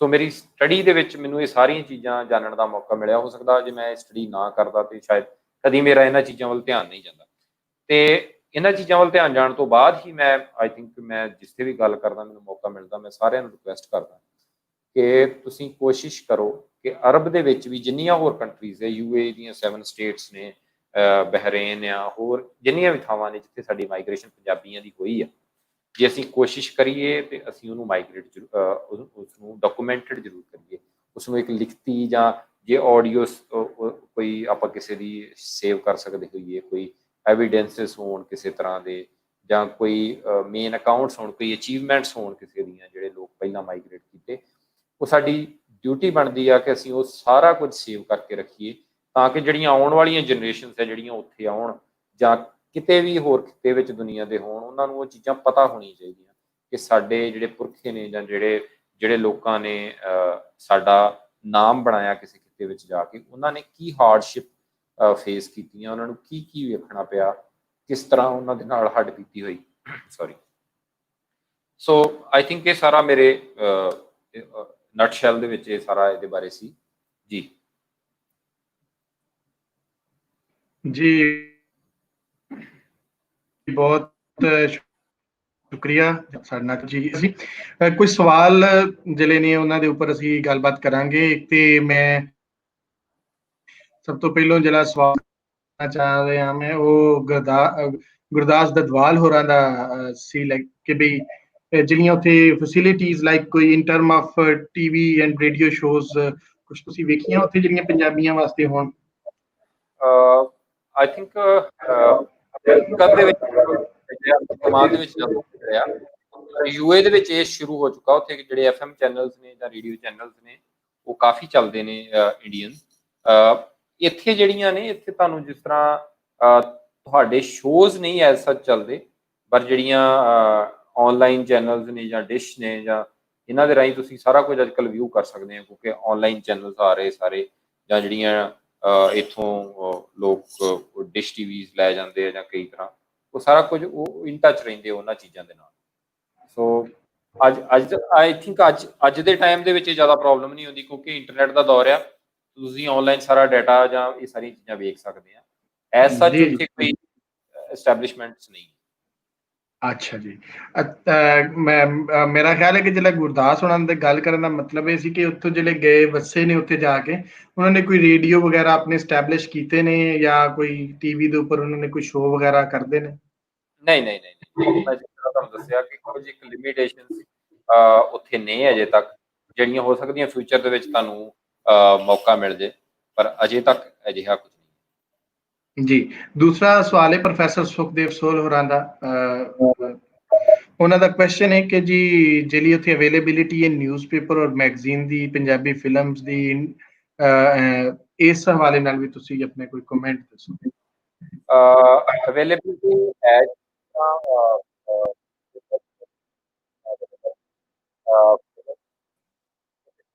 ਐਜ਼ ਸੱਚ ਨਹੀਂ ਨੇ ਜ਼ਿਆਦਾ ਵੱਡੇ ਪੱਧਰ ਤੇ, ਬਟ ਜਿਸ ਤਰ੍ਹਾਂ ਮੈਂ ਪਹਿਲਾਂ ਦੱਸਿਆ ਕਿ ਆਨਲਾਈਨ ਤੁਸੀਂ ਡਾਟਾ ਆਪਣਾ ਵਿਊ ਕਰ ਸਕਦੇ ਆ, ਤੁਹਾਡੇ ਕੋਲ ਆਨਲਾਈਨ ਮੂਵੀਜ਼ ਦੀਆਂ ਆਪਸ਼ਨਸ ਨੇ।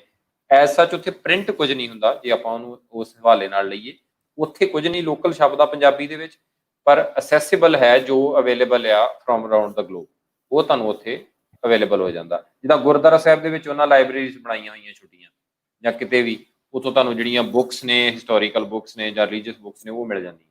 ਤੇ ਬਾਕੀ ਕੋਈ ਪ੍ਰਿੰਟ ਮੀਡੀਆ ਜਾਂ ਉੱਥੇ ਆਪਣੇ ਪ੍ਰੈਸ ਵਗੈਰਾ ਆਪਣੀ ਨਹੀਂ ਹੈਗੀ ਕਿ ਤੁਹਾਨੂੰ ਕੋਈ ਆਪਣਾ ਨਿਊਜ਼ਪੇਪਰ, ਪਰ ਤੁਸੀਂ ਆਨਲਾਈਨ ਹੀ ਸਾਰਾ ਜਿਹੜਾ ਡਾਟਾ ਉਹ ਵੇਖ ਸਕਦੇ ਹੋ ਜੀ।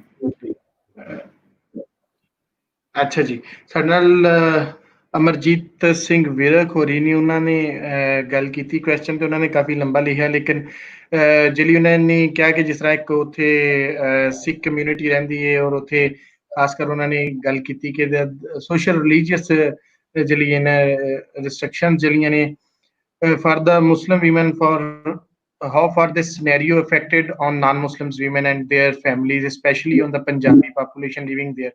Please explain specifically about the social freedom of the migrants. ਮੈਂ ਜਿਸ ਤਰ੍ਹਾਂ ਪਹਿਲਾਂ ਵੀ ਗੱਲ ਕੀਤੀ ਕਿ ਸਾਡੇ ਲੋਕਾਂ ਨੇ ਉੱਥੇ ਬਹੁਤ ਇੱਕ ਚੰਗੀ ਇਮੇਜ ਬਣਾਈ ਹੋਈ ਆਪਣੇ ਬਾਰੇ ਕਿ ਹਾਰਡ ਵਰਕਰਸ ਨੇ, ਸਭ ਕੁਝ ਹੈ। ਉੱਥੇ ਇਸ ਤਰ੍ਹਾਂ ਦੀ ਕੋਈ ਪ੍ਰੋਬਲਮ ਨਹੀਂ ਹੈਗੀ ਸੋਸ਼ਲੀ। ਤੁਹਾਨੂੰ ਜਿਸ ਤਰ੍ਹਾਂ ਆਈ ਥਿੰਕ ਅਸੀਂ ਉਹ ਗੱਲ ਕਰਨਾ ਚਾਹ ਰਹੇ ਕਿ ਸੋਸ਼ਲੀ ਕਿੰਨਾ ਕੁ ਉੱਥੇ ਘੁੰਮ ਫਿਰ ਸਕਦੇ ਹਾਂ, ਜਾਂ ਅਸੀਂ ਜਾ ਸਕਦੇ ਹਾਂ ਬਾਹਰ ਕਿ ਨਹੀਂ ਜਾ ਸਕਦੇ, ਜਾਂ ਸਾਡੇ ਤੇ ਕੀ ਸੋਸ਼ਲ ਰਿਸਟ੍ਰਿਕਸ਼ਨਸ ਨੇ। ਸੋ ਇਹੋ ਜਿਹੀਆਂ ਉੱਥੇ ਕੋਈ ਰਿਸਟ੍ਰਿਕਸ਼ਨਸ ਨਹੀਂ ਹੈ। ਤੁਸੀਂ ਆਪਣੇ ਰਿਲੀਜੀਅਸ ਸਿੰਬਲਸ ਦੇ ਨਾਲ ਫਿਰ ਸਕਦੇ ਆ। ਅਸੀਂ ਸਿੱਖ ਬੀਂਗ ਅ ਸਿੱਖ, ਤੁਸੀਂ ਕਿਰਪਾਨ ਕੈਰੀ ਕਰਦੇ ਆ, ਈਵਨ ਦੋ ਕਿ ਤੁਸੀਂ ਕਿਰਪਾਨ ਜਾਂ ਕਹਿ ਲਓ ਕਿ ਉੱਪਰੋਂ ਦੀ ਨਹੀਂ ਪਾ ਸਕਦੇ, ਬਟ ਤੁਸੀਂ ਆਪਣਾ ਆਰਟੀਕਲ ਆਫ ਫੇਥ ਤੁਸੀਂ ਆਪਣੇ ਨਾਲ ਰੱਖ ਸਕਦੇ ਆ ਕਿਤੇ ਵੀ ਤੁਸੀਂ ਜਾਂਦੇ ਆ, ਤੁਹਾਨੂੰ ਕਦੀ ਕੋਈ ਪ੍ਰੋਬਲਮ ਨਹੀਂ ਹੁੰਦੀ। ਤੇ ਵਿਮਨਸ ਵੀ ਸਾਡੀਆਂ ਜਿਹੜੀਆਂ ਨੇ ਉਹ ਕੋਈ ਵੀ ਪਹਿਰਾਵਾ ਪਾ ਕੇ ਆਪਣਾ ਜਿਹੜਾ ਉਹਨਾਂ ਦਾ ਪਹਿਰਾਵਾ ਆਪਣਾ ਆ ਉਹ ਪਾ ਕੇ ਉਹ ਕਿਤੇ ਵੀ ਸੋਸ਼ਲ ਪਲੇਸਿਸ ਤੇ ਜਾ ਸਕਦੀਆਂ, ਸ਼ਾਪਿੰਗ ਕਰਨ ਜਾ ਸਕਦੀਆਂ, ਜੌਬਸ ਤੇ ਜਾ ਸਕਦੀਆਂ। ਜੌਬਸ ਕਰਦੇ ਨੇ ਲੋਕ ਅੱਜ ਕੱਲ੍ਹ, ਪੰਜਾਬੀ ਬੈਕਗਰਾਊਂਡ ਦੀਆਂ ਵਿਮਨਸ ਜਿਹੜੀਆਂ ਆਫਿਸ ਦੇ ਵਿੱਚ ਜੌਬ ਕਰ ਰਹੀਆਂ, ਸਾਡੀ ਜਿਹੜੀਆਂ ਬੱਚੀਆਂ ਨੇ ਗਾਂ ਪੜ੍ਹੀਆਂ ਲਿਖੀਆਂ, ਉਹ ਸਾਰੀਆਂ ਕੋਈ ਐਮਬੈਸੀ ਦੇ ਵਿੱਚ ਕੰਮ ਕਰ ਰਹੀ ਹੈ, ਕੋਈ ਏਅਰਪੋਰਟ ਤੇ ਕੰਮ ਕਰ ਰਹੀ ਹੈ। ਸੋ ਅਜਿਹੀ ਕੋਈ ਵੀ ਰਿਸਟ੍ਰਿਕਸ਼ਨ ਉੱਥੇ ਜਿਹੜੀ ਦੂਸਰੇ ਦੇ ਉੱਤੇ ਇੰਪੋਜ਼ ਨਹੀਂ ਕੀਤੀ ਜਾਂਦੀ ਕਿ ਉਹ ਤੁਹਾਨੂੰ ਆਬਲੀਗੇਸ਼ਨ ਹੋ ਜਾਂਦੀ ਹੈ, ਇਸ ਤਰ੍ਹਾਂ ਦਾ ਕੋਈ ਨਹੀਂ। ਪਰ ਇਹ ਹੈ ਕਿ ਤੁਹਾਨੂੰ ਦੂਸਰੇ ਦੇ ਜਿਹੜੇ ਸੈਂਟੀਮੈਂਟਸ ਹੈ ਉਹਨਾਂ ਦਾ ਖਿਆਲ ਖੁਦ ਰੱਖਣਾ ਪੈਂਦਾ ਕਿ ਉਹ ਤੁਹਾਡੀ ਵਜ੍ਹਾ ਨਾਲ ਕਿਸੇ ਹੋਰ ਦਾ ਸੈਂਟੀਮੈਂਟ ਹਰਟ ਨਾ ਹੋਵੇ। ਜੀ, ਮੈਂ ਇੱਕ ਗੱਲ ਤੁਹਾਡੇ ਨਾਲ ਕਰਨੀ ਸੀ ਕਿ ਜਿਸ ਤਰ੍ਹਾਂ ਪੰਜਾਬੀ ਜਿੱਥੇ ਵੀ ਵਸਦੇ ਨੇ ਉੱਥੇ ਕੋਈ ਨਾ ਕੋਈ ਆਪਣਾ ਮੇਲਾ ਠੇਲਾ ਲਾਉਂਦੇ ਨੇ, ਕੋਈ ਆਪਣਾ ਪ੍ਰੋਗਰਾਮ ਜ਼ਰੂਰ ਕਰਦੇ ਨੇ। ਤੇ ਉੱਥੇ ਉਮਾਨ ਨੂੰ ਲੈ ਕੇ ਕੋਈ ਇਹੋ ਜਿਹਾ ਮੇਲਾ ਕੋਈ ਜਿਹੜਾ ਪੰਜਾਬੀ ਲਾਉਂਦੇ ਹੋਣ ਉੱਥੇ, ਜਾਂ ਕੋਈ ਐਨੂਅਲ ਜਾਂ ਕਦੀ ਲਾਉਂਦੇ ਹੋਣ ਕੋਈ ਇਹੋ ਜਿਹੇ ਫੰਕਸ਼ਨ, ਉਹਦੇ ਬਾਰੇ ਕੁਝ ਦੱਸੋ। ਹਾਂਜੀ, ਉਹ ਮੈਂ ਗੱਲ ਦੇ ਵਿੱਚ ਸਕਿਪ ਕਰ ਗਿਆ। ਬਿਲਕੁਲ ਜੀ, ਉੱਥੇ ਮੇਲਾ ਲੱਗਦਾ, ਜਿੱਦਾਂ ਵਿਸਾਖੀ ਦੀ ਗੈਦਰਿੰਗ ਹੁੰਦੀ ਆ। ਜਿਹੜੇ ਉੱਥੇ ਕਲੱਬ ਬਣੇ ਹੋਏ ਆ, ਜਿੱਦਾਂ ਇੰਡੀਅਨ ਕਲੱਬ ਹੋ ਸਕਦਾ ਜਾਂ ਪਾਕਿਸਤਾਨੀ ਕਲੱਬ ਹੋ ਸਕਦਾ, ਜਿਹੜੇ ਵੀ ਪੰਜਾਬੀਜ਼ ਨੇ ਉਹਨਾਂ ਨੇ ਕਲੱਬਸ ਬਣਾਏ ਹੋਏ ਆ।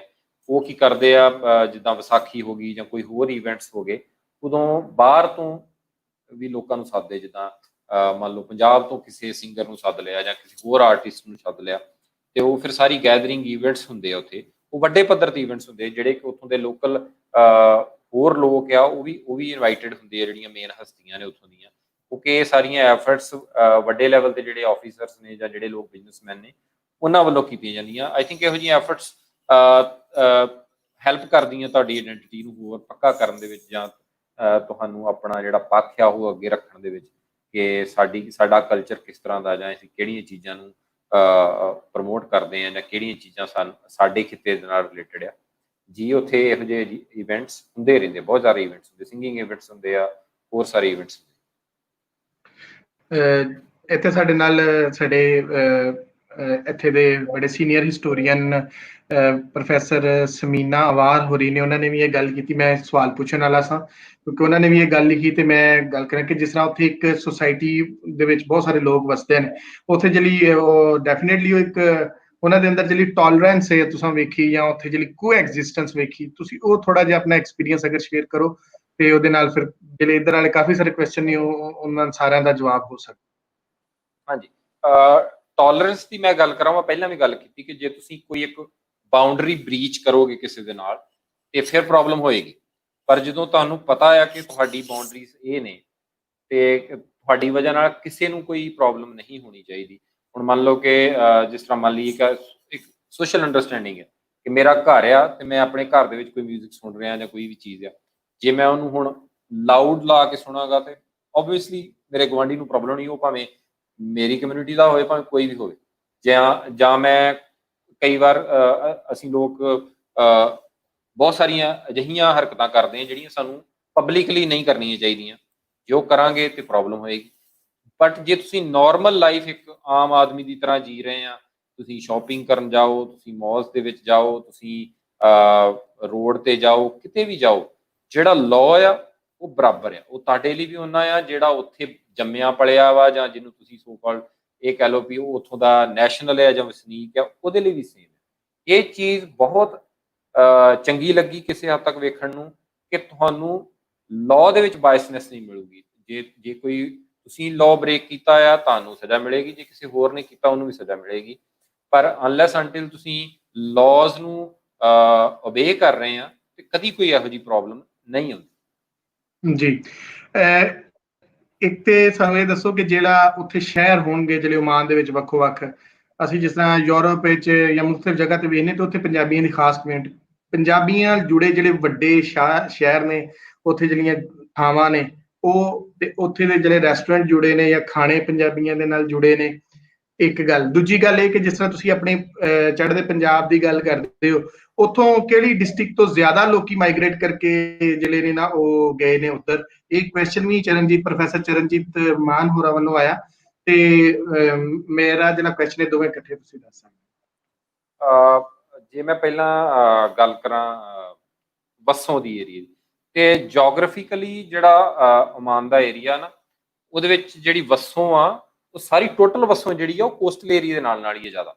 ਜਿਹੜਾ ਪਿਛਲਾ ਏਰੀਆ ਵਾ ਉੱਥੇ ਬਹੁਤ ਘੱਟ ਵਸੋਂ, ਤੁਸੀਂ ਕਹਿ ਸਕਦੇ ਕਿ 70 ਤੋਂ 80% ਵਸੋਂ ਸਾਰੀ ਮਸਕਤ ਤੋਂ ਲੈ ਕੇ ਸੁਹਾਰ 200 300 400 ਕਿਲੋਮੀਟਰ ਦਾ ਏਰੀਆ ਵਾ, ਉਹਦੇ ਵਿੱਚ ਜ਼ਿਆਦਾ ਵਸੋਂ ਆ। ਸੋ ਓਬਵੀਅਸਲੀ ਉੱਥੇ ਹੀ ਸਾਰੇ ਬਿਜ਼ਨੈਸਿਸ ਹੈ। ਜਿੱਦਾਂ ਸਿਟੀ ਦੇ ਵਿੱਚ ਤੁਸੀਂ ਕਹਿ ਲਓ, ਇਹ ਗੱਲ ਆ ਇੰਡਸਟਰੀਅਲ ਏਰੀਆ ਵਾ, ਜਿੱਥੇ ਲੋਕ ਜਿਹੜੇ ਕੰਮ ਕਰਨ ਵਾਲੇ ਲੋਕ ਰਹਿੰਦੇ, ਉਹਨਾਂ ਦੀਆਂ ਕੰਪਨੀਜ਼ ਨੇ, ਬਹੁਤ ਸਾਰੇ ਲੋਕ ਉੱਥੇ ਰਹਿੰਦੇ ਆ। ਹੋਰ ਲੋਕ ਜਿਹੜੇ ਜਿੱਦਾਂ ਆਫਿਸ ਜੌਬਸ ਕਰਦੇ, ਜਿਨ੍ਹਾਂ ਨੇ ਆਪਣੇ ਘਰ ਲਏ ਹੋਏ ਆ, ਉਹ ਵੀ ਉਸੇ ਏਰੀਏ ਦੇ ਵਿੱਚ ਹੀ ਲਾਗੇ ਜਾਗੇ, ਜਿੱਦਾਂ ਨਵਾਂ ਏਰੀਆ ਕੋਈ ਵਸਾਇਆ ਗਿਆ, ਉੱਥੇ ਰਹਿੰਦੇ ਆ। ਇਹ ਸਾਰੀ ਰੀਜ਼ਨ ਬੇਸਿਕਲੀ ਕੈਪੀਟਲ ਦੇ ਨਾਲ ਨਾਲ ਹੀ ਆ, ਮਸਕਤ ਦੇ ਨਾਲ ਨਾਲ। ਬਹੁਤ ਸਾਰੇ ਹੁਣ ਕਿਉਂਕਿ ਸੁਹਾਰ ਦੇ ਵਿੱਚ ਇੱਕ ਬਹੁਤ ਵੱਡੀ ਪੋਰਟ ਬਣੀ, ਉਹਦੇ ਕਰਕੇ ਕਾਫੀ ਬਿਜ਼ਨਸ ਉਧਰ ਨੂੰ ਸ਼ਿਫਟ ਹੋ ਗਿਆ। ਜਿੱਦਾਂ ਡਰਾਈਵਰਸ ਹੋ ਗਏ ਜਾਂ ਹੋਰ ਜਿਹੜੇ ਲੋਕ ਹੈ ਜਿਨ੍ਹਾਂ ਦਾ ਕੰਮ ਉੱਥੇ ਰਿਲੇਟਡ ਆ, ਉਹ ਲੋਕ ਉੱਥੇ ਸ਼ਿਫਟ ਕੀਤੇ ਆ। ਪਲੱਸ ਜਿਹੜਾ ਇੱਕ ਸਲਾਲਾ ਏਰੀਆ ਆ, ਉੱਥੇ ਵੀ ਇੱਕ ਛੋਟੀ ਜਿਹੀ ਕਮਿਊਨਿਟੀ ਰਹਿੰਦੀ ਆ। ਸਾਰੇ ਉੱਥੇ ਮਤਲਬ ਕਿ ਪਰਸੈਂਟੇਜ ਮਿਲੀ ਜੁਲੀ ਆ। ਕੁਝ ਲੋਕ ਪੰਜਾਬੀ ਨੇ, ਕੁਝ ਲੋਕ ਉੱਥੋਂ ਦੇ ਵਸਨੀਕ ਨੇ, ਕੁਝ ਗੋਰੇ ਲੋਕ ਨੇ, ਕੁਝ ਕੰਮ ਦੇ ਹਿਸਾਬ ਨਾਲ ਹਰ ਕੋਈ ਤਾਂ ਪਰਟੀਕੂਲਰ ਮਾਈਗ੍ਰੇਟਡ ਏਰੀਆ ਨਹੀਂ ਹੈ ਕਿ ਜਿੱਥੇ ਤੁਸੀਂ ਕਹਿੰਦੇ ਸਿਰਫ ਇਹੀ ਲੋਕ ਰਹਿੰਦੇ ਜਾਂ ਦੂਜੇ ਨਹੀਂ ਰਹਿੰਦੇ। ਅਜਿਹਾ ਕੁਝ ਨਹੀਂ ਆ। ਪਰ ਹਾਂ, ਕਿਉਂਕਿ ਜੇ ਸਾਡੀ ਲੇਬਰ ਕਲਾਸ ਦੀ ਜ਼ਿਆਦਾ ਗੱਲ ਕਰੀਏ, ਜਿਹੜੀ ਵੱਡੇ ਨੰਬਰ ਦੇ ਵਿੱਚ ਆ, ਉਹ ਇੰਡਸਟਰੀਅਲ ਏਰੀਆਜ਼ ਦੇ ਵਿੱਚ ਹੀ ਜ਼ਿਆਦਾਤਰ ਰਹਿੰਦੇ। ਤੇ ਜੇ ਖਾਣ ਦੀ ਗੱਲ ਕਰੀਏ, ਤੇ ਜਿੱਥੇ ਜਿੱਥੇ ਵੀ ਸਾਡੀ ਕਮਿਊਨਿਟੀ ਹੈ ਜਾਂ ਮੇਨ ਸਿਟੀ ਦੇ ਵਿੱਚ ਰੈਸਟੋਰੈਂਟਸ ਨੇ, ਸਾਊਥ ਇੰਡੀਆ ਤੋਂ ਨੇ ਜਾਂ ਪੰਜਾਬ, ਇੱਧਰਲੇ ਪੰਜਾਬ ਤੋਂ ਜਾਂ ਉਸ ਪੰਜਾਬ ਤੋਂ ਨੇ, ਕੈਫੇਟੇਰੀਆਜ਼ ਖੁੱਲੇ ਹੋਏ ਆ। ਜਿੱਥੇ ਜਿੱਥੇ ਵੀ ਮੇਨ ਰੋਡਸ ਨੇ, ਉਹਨਾਂ ਦੇ ਲਾਗੇ ਕਿਤੇ ਜਿੱਥੇ ਆਪਸ਼ਨਸ ਦਿਖਦੀਆਂ ਉਹਨਾਂ ਨੂੰ, ਉੱਥੇ ਨੇ ਉਹਨਾਂ ਨੇ ਆਪਣੇ ਕੈਫੇਟੇਰੀਆਜ਼ ਖੋਲੇ ਹੋਏ, ਢਾਬੇ ਖੋਲੇ ਹੋਏ ਆ। ਸੋ ਸਪਰੈਡ ਆ ਸਾਰੇ ਪਾਸੇ ਜੀ। ਜੀ ਸਾਡੇ ਨਾਲ ਰਕੇਸ਼ ਬਾਵਾ ਜੀ ਨੇ, ਉਹਨਾਂ ਨੇ ਇੱਕ ਗੱਲ ਕੀਤੀ ਹੈ ਕਿ ਜਿਹੜੇ ਉੱਥੇ ਅਸੀਂ ਓਮਾਨ ਨੂੰ ਕਿਸ ਤਰ੍ਹਾਂ ਪੰਜਾਬੀਆਂ ਨੇ ਕਿਹੜੀ ਇੰਡਸਟਰੀ ਨੂੰ ਇਨਰਿਚ ਕੀਤਾ, ਤੇ ਸਭ ਤੋਂ ਜ਼ਿਆਦਾ ਪੰਜਾਬੀ ਕਿਸ ਇੰਡਸਟਰੀ ਦੇ ਨਾਲ ਜੁੜੇ ਹੋਏ ਨੇ। ਜੇ ਸਭ ਤੋਂ ਜ਼ਿਆਦਾ ਮੈਂ ਗੱਲ ਕਰਾਂ ਕਿ ਟਰਾਂਸਪੋਰਟ ਆਈ ਥਿੰਕ ਮੈਨੂੰ ਜ਼ਿਆਦਾ ਲੱਗੇਗੀ, ਕਿਉਂਕਿ ਬਹੁਤ ਸਾਰੇ ਲੋਕ ਹੈ ਜਿਹੜੇ ਡਰਾਈਵਰਸ ਨੇ, ਆਪਣੀਆਂ ਗੱਡੀਆਂ ਓਨ ਕਰਦੇ ਨੇ। ਬਹੁਤ ਸਾਰੇ ਲੋਕ ਟਰਾਂਸਪੋਰਟਰਸ ਨੇ, ਪਰ ਸਿਰਫ ਇੱਥੋਂ ਤੱਕ ਸੀਮਤ ਨਹੀਂ ਨੇ। ਜਿਸ ਤਰ੍ਹਾਂ ਮੈਂ ਪਹਿਲਾਂ ਕੀਤੀ ਗੱਲ, ਲਹਿੰਦੇ ਪੰਜਾਬ ਤੋਂ ਬਹੁਤ ਸਾਰੇ ਲੋਕ, ਉਹਨਾਂ ਦੇ ਆਪਣੇ ਕ੍ਰੈਸ਼ਰਸ ਨੇ, ਬਹੁਤ ਸਾਰੇ ਲੋਕਾਂ ਦੀਆਂ ਆਪਣੀਆਂ ਕੰਪਨੀਜ਼ ਨੇ, ਆਪਣੀਆਂ ਬਿਲਡਿੰਗਸ ਨੇ। ਉਹਨਾਂ ਨੇ ਬਹੁਤ ਸਾਰੀਆਂ ਜਗ੍ਹਾਵਾਂ ਇਹੋ ਜਿਹੀਆਂ ਲੈ ਰੱਖੀਆਂ, ਜਿਹੜੀਆਂ ਸ਼ੈਡਸ ਨੇ, ਜਿਹੜੇ ਉਹ ਅੱਗੇ ਫਰਦਰ ਰੈਂਟ ਤੇ ਦਿੰਦੇ ਆ। ਬਹੁਤ ਸਾਰੇ ਲੋਕ ਹੈ ਜਿਨ੍ਹਾਂ ਦੀ ਮੈਂ ਇੰਟਰਵਿਊਜ਼ ਕੀਤੀ, ਉਹਨਾਂ ਦੇ ਆਪਣੇ ਫੈਬਰੀਕੇਸ਼ਨ ਹਾਊਸਿਸ ਨੇ। ਲੱਕੜ ਦੇ ਕੰਮ ਦੇ ਵਿੱਚ ਵੀ ਸਾਡੇ ਕੁਝ ਲੋਕ ਉੱਥੇ ਨੇ, ਲੋਹੇ ਦੀ ਫੈਬਰੀਕੇਸ਼ਨ ਹੋ ਗਈ ਜਾਂ ਹੋਰ ਵਾਕ ਆਫ ਲਾਈਫ, ਜਿੱਦਾਂ ਬਹੁਤ ਸਾਰੇ ਲੋਕ ਕੰਸਟਰਕਸ਼ਨ ਦੇ ਵਿੱਚ ਵੀ ਜਾਂਦੇ ਨੇ, ਜਿਹੜੇ ਲੇਬਰ ਦੇ ਕੰਮ ਕਰਦੇ ਨੇ। ਸੋ ਸਪਲਿਟ ਆ, ਇੱਕ ਕਿਸੇ ਚੀਜ਼ ਤੇ ਜ਼ਿਆਦਾ ਨਹੀਂ। ਪਰ ਫਿਰ ਵੀ ਅਸੀਂ ਗੱਲ ਕਰੀਏ ਤੇ ਡਰਾਈਵਰੀ ਖਿੱਤੇ ਦੇ ਨਾਲ ਕਾਫੀ ਜ਼ਿਆਦਾ ਹੱਦ ਤੱਕ ਸਾਡੇ ਲੋਕ ਉੱਥੇ ਆਪਰੇਟਰਸ ਨੇ, ਡਰਾਈਵਰਸ ਨੇ, ਦੋਨੋਂ ਸਾਈਡ ਦੇ ਪੰਜਾਬ ਤੋਂ ਲੋਕ ਜੀ। ਇੱਕ ਸਵਿੰਦਰ ਸਿੰਘ ਸੇਠੀ ਹੋਰਾਂ ਵੱਲੋਂ ਗੱਲ ਇਹ, ਔਰ ਅਸੀਂ ਵੀ ਪੁੱਛਣਾ ਚਾਹਾਂਗੇ ਕਿ ਉੱਥੇ ਦੀ ਜਿਹੜੀ ਸਿਟੀਜ਼ਨਸ਼ਿਪ ਹੈ, ਉਹਦੇ ਹਵਾਲੇ ਨਾਲ ਕੀ ਉੱਥੇ ਸਿਟੀਜ਼ਨਸ਼ਿਪ ਮਿਲ ਜਾਂਦੀ ਹੈ? ਨਹੀਂ, ਸਿਟੀਜ਼ਨਸ਼ਿਪ ਮੈਂ ਪਹਿਲਾਂ ਦੱਸਿਆ ਜਿਸ ਤਰ੍ਹਾਂ ਕਿ ਨਹੀਂ ਮਿਲਦੀ। ਕੁਝ ਲਿਮਿਟਡ ਕੇਸਿਸ ਦੇ ਵਿੱਚ, ਜਿੱਦਾਂ ਕੋਈ ਐਗਜ਼ੈਂਪਲਰੀ ਸਰਵਿਸਿਜ਼ ਹੋਣ, I think towards the crown, ਜਾਂ ਉਹਨਾਂ ਦੀ ਨੇਸ਼ਨ ਦੇ ਬਾਰੇ, ਜਾਂ ਜਿਹੜੇ ਲੋਕ ਉੱਥੇ ਕਾਫੀ ਲੰਮੇ ਸਮੇਂ ਤੋਂ, ਜਨਰੇਸ਼ਨਸ ਤੋਂ ਰਹਿ ਰਹੇ, ਜਿਨ੍ਹਾਂ ਨੇ ਉਹ ਕਹਿ ਲਓ ਕਿ ਦੇਸ਼ ਨੂੰ ਡਿਵੈਲਪ ਕਰਨ ਦੇ ਵਿੱਚ ਕੋਸ਼ਿਸ਼ ਕੀਤੀ। ਜਿਸ ਤਰ੍ਹਾਂ ਮੈਂ ਖੇਮਜੀ ਗਰੁੱਪ ਦੀ ਗੱਲ ਕੀਤੀ, ਉਹ ਲੋਕ ਉੱਥੇ ਨੈਸ਼ਨਲਸ ਨੇ। ਮੈਂ ਹੋਰ ਪੰਜਾਬੀਆਂ ਦੀ ਗੱਲ ਕੀਤੀ, ਜਿਹੜੇ ਤੁਸੀਂ ਕਹਿ ਲਓ ਕਿ ਪਾਕਿਸਤਾਨੀ ਪੰਜਾਬ 'ਚ ਇਸ ਵੇਲੇ ਆ ਚੁੱਕੇ ਏਰੀਏ ਦੇ ਲੋਕ ਨੇ। ਉਹ ਜਦੋਂ ਆਰਮੀ ਦੇ ਵਿੱਚ ਉਹਨਾਂ ਨੇ ਸਰਵ ਕੀਤਾ, ਤੇ ਉਹ ਵੱਡੀਆਂ ਪੋਜੀਸ਼ਨਸ ਤੇ ਰਹੇ, ਉਹਨਾਂ ਨੂੰ ਆਫਰ ਕੀਤੀ ਗਈ ਉੱਥੋਂ ਦੀ ਲੋਕਲ ਗਵਰਨਮੈਂਟ ਵੱਲੋਂ ਕਿ ਜੇ ਤੁਸੀਂ ਚਾਹੋ ਤੇ ਤੁਸੀਂ ਇੱਥੇ ਰਹਿ ਸਕਦੇ ਹੋ, ਤੁਸੀਂ ਨੈਸ਼ਨਲਿਟੀ ਲੈ ਸਕਦੇ ਹੋ। ਉਹਨਾਂ ਬਹੁਤ ਸਾਰੇ ਲੋਕਾਂ ਨੇ ਉੱਥੇ ਨੈਸ਼ਨੈਲਿਟੀ ਲਈ। ਪਰ ਜੇ ਉੱਦਾਂ ਅਸੀਂ ਕਹੀਏ ਕਿ ਅਸੀਂ ਐਲੀਜੀਬਲ ਹੋ ਜਾਂਦੇ ਹਾਂ ਆਫਟਰ ਸਰਟਨ ਪੀਰੀਅਡ ਟਾਈਮ, ਫਿਰ ਨਹੀਂ ਹੈ। ਇਸ ਤਰ੍ਹਾਂ ਦਾ ਕੁਝ ਨਹੀਂ ਹੈ ਅਜੇ ਤੱਕ, ਕਿ ਜਿਸ ਤਰ੍ਹਾਂ ਯੂਰਪ ਦੇ ਵਿੱਚ ਜਾਂ ਅਮਰੀਕਾ US ਦੇ ਵਿੱਚ ਹੁੰਦਾ ਕਿ ਤੁਸੀਂ 8 ਸਾਲ ਰਹਿ ਲਿਆ ਜਾਂ 5 ਸਾਲ ਰਹਿ ਲਿਆ, ਤੁਸੀਂ ਗ੍ਰੀਨ ਕਾਰਡ ਹੋਲਡਰ ਹੋ ਜਾਂਦੇ, ਫਿਰ ਆਫਟਰ ਸਰਟਨ ਟਾਈਮ ਤੁਹਾਨੂੰ ਪਾਸਪੋਰਟ ਮਿਲ ਜਾਂਦਾ। ਇਹ ਅਜੇ ਐਜ਼ ਆਫ ਨਾਓ ਇੱਥੇ ਇੱਦਾਂ ਦੀ ਕੋਈ ਕੰਡੀਸ਼ਨਸ ਨਹੀਂ ਹੈ। ਜੀ ਸਰ, ਬਹੁਤ ਮਿਹਰਬਾਨੀ, ਅੱਜ ਦਾ ਸਾਡੇ ਨਾਲ ਤੁਸੀਂ ਲੈਕਚਰ ਸਾਂਝਾ ਕੀਤਾ, ਔਰ ਸਾਨੂੰ ਓਮਾਨ ਦੇ ਬਾਰੇ ਬੜੀ ਖੂਬਸੂਰਤ ਔਰ ਵਧੀਆ ਕਿਸਮ ਦੀ ਜਾਣਕਾਰੀ ਦਿੱਤੀ, ਔਰ ਉੱਥੇ ਵਸਦੇ ਪੰਜਾਬੀਆਂ ਦੇ ਹਾਲ ਚਾਲ ਸੁਣਾਏ। ਤੇ ਤੁਹਾਡਾ ਬਹੁਤ ਸ਼ੁਕਰੀਆ ਸਰ, ਤੁਸੀਂ ਅੱਜ ਆਏ ਔਰ ਸਾਡੇ ਇਸ ਕਲੱਬ ਦਾ ਹਿੱਸਾ ਬਣੇ। ਤੁਸੀਂ ਸਭ, ਤੁਹਾਡਾ ਬਹੁਤ ਬਹੁਤ ਧੰਨਵਾਦ ਗੱਲ ਕਰਨ ਦਾ, ਤੇ ਮੈਂ ਆਪਣੀ ਗੱਲ ਰੱਖ ਸਕਿਆ। ਗੱਲ ਇੱਕ ਪਲੇਟਫਾਰਮ ਦੇ ਰਾਹੀਂ ਕੀਤੀ ਜਾ ਸਕਦੀ ਹੈ, ਤੇ ਤੁਹਾਡਾ ਬਹੁਤ ਬਹੁਤ ਸ਼ੁਕਰੀਆ। जी जनाब, बहुत शुक्रिया। मैं तुहानू एक रिक्वेस्ट करांगा कि तुसीं जिस टाइम खत्म हो जाए प्रोग्राम ते साडे जिहड़े कॉमेंट आए ने फेसबुक के उपर तुसीं प्लीज़ उन्हां नू वेख लेना। अगर किसी का तुसीं जवाब देना चाहो तो वो जरूर देना, और लोगों का जिहड़ा इनपुट है तुसीं वो भी पढ़ सकते हो। और यूट्यूब ते भी इसे तरह जिहड़े कॉमेंट ने उन्हां नू तुसीं वेख लेना और आपको उन्हां दा input। बहुत शुक्रिया जी, बहुत मेहरबानी जी। सारे दोस्तों का बहुत शुक्रिया, बड़ी मेहरबानी उन्होंने कि वो अज साडे नाल आए और साडे इस प्रोग्राम का हिस्सा बने। अगला जो साडा प्रोग्राम ने वो साडे इस ईद तो बाद ईद तो यानी पहले जिहड़ियां ईद दी छुट्टियां तो पहले ईद दी छुट्टियां जिथों स्टार्ट होणगियां वो कल दा साडा प्रोग्राम है। ਅਸੀਂ ਬੇਸਿਕਲੀ 31 ਜੁਲਾਈ ਦੇ ਨਾਲ ਉਹਨੂੰ ਜੋੜ ਕੇ ਕਰਨਾ ਚਾਹ ਰਹੇ ਸਾਂ, ਲੇਕਿਨ ਕਿਉਂਕਿ ਮਸਰੂਫੀਅਤ ਔਰ ਟਾਈਮ ਘੱਟ ਸਾਡੇ ਕੋਲ ਹੋਣਾ ਹੈ ਔਰ ਇਹਨਾਂ ਛੁੱਟੀਆਂ ਦੇ ਵਿੱਚ, ਸੋ ਅਸੀਂ ਜਿਹੜਾ ਹੈ ਉਹ 29 ਜੁਲਾਈ ਨੂੰ ਹੀ ਇਹ ਪ੍ਰੋਗਰਾਮ ਕਰਾਂਗੇ, ਜਿਹੜਾ ਸਰਦਾਰ ਊਧਮ ਸਿੰਘ ਹੋਰਾਂ ਦੇ ਹਵਾਲੇ ਨਾਲ ਹੋਏਗਾ, ਕਿਉਂਕਿ 31 ਜੁਲਾਈ ਉਹਨਾਂ ਦਾ ਦਿਨ ਸੀ ਤੇ ਉਹਨੂੰ ਅਸੀਂ 29 ਨੂੰ ਹੀ ਜਿਹੜਾ ਕਰਾਂਗੇ। ਔਰ ਇਹ 29 ਵਾਲੇ ਦਿਨ ਹੀ ਅਸੀਂ ਉਹਨਾਂ ਨੂੰ ਕਰਾਂਗੇ, ਯਾਨੀ ਕੱਲ ਦੇ ਦਿਨ ਅਸੀਂ ਉਹਦੇ ਉੱਪਰ ਲੈਕਚਰ ਹੋਏਗਾ ਊਧਮ ਸਿੰਘ ਉਹਨਾਂ ਦੀ ਸਟਰਗਲ ਔਰ ਉਹਨਾਂ ਦੀ ਇੰਡੀਪੈਂਡੈਂਸ ਔਰ ਕੀ ਉਹਨਾਂ ਦੇ ਨਾਲ ਜਿਹੜੀਆਂ ਮਿਥਸ ਜੁੜੀਆਂ ਨੇ ਔਰ ਉਹਨਾਂ ਦਾ ਰਿਐਲਿਟੀ ਕੀ ਸੀ, ਕਿਸ ਤਰ੍ਹਾਂ ਪੂਰੀ ਤਾਰੀਖ ਔਰ ਉਹਨਾਂ ਦੀ ਸਟਰਗਲ ਦੇ ਉੱਪਰ ਗੱਲਬਾਤ ਕਰਨ ਵਾਸਤੇ ਜਿਹੜਾ ਸਾਡਾ ਕੱਲ ਰਕੇਸ਼ ਕੁਮਾਰ ਜੀ ਹੋਣਗੇ, ਔਰ ਅਸੀਂ ਇਹ ਗੱਲਬਾਤ ਕੱਲ ਤੁਹਾਡੇ ਦੋਸਤਾਂ ਦੇ ਨਾਲ ਸਾਂਝੀ ਕਰਾਂਗੇ।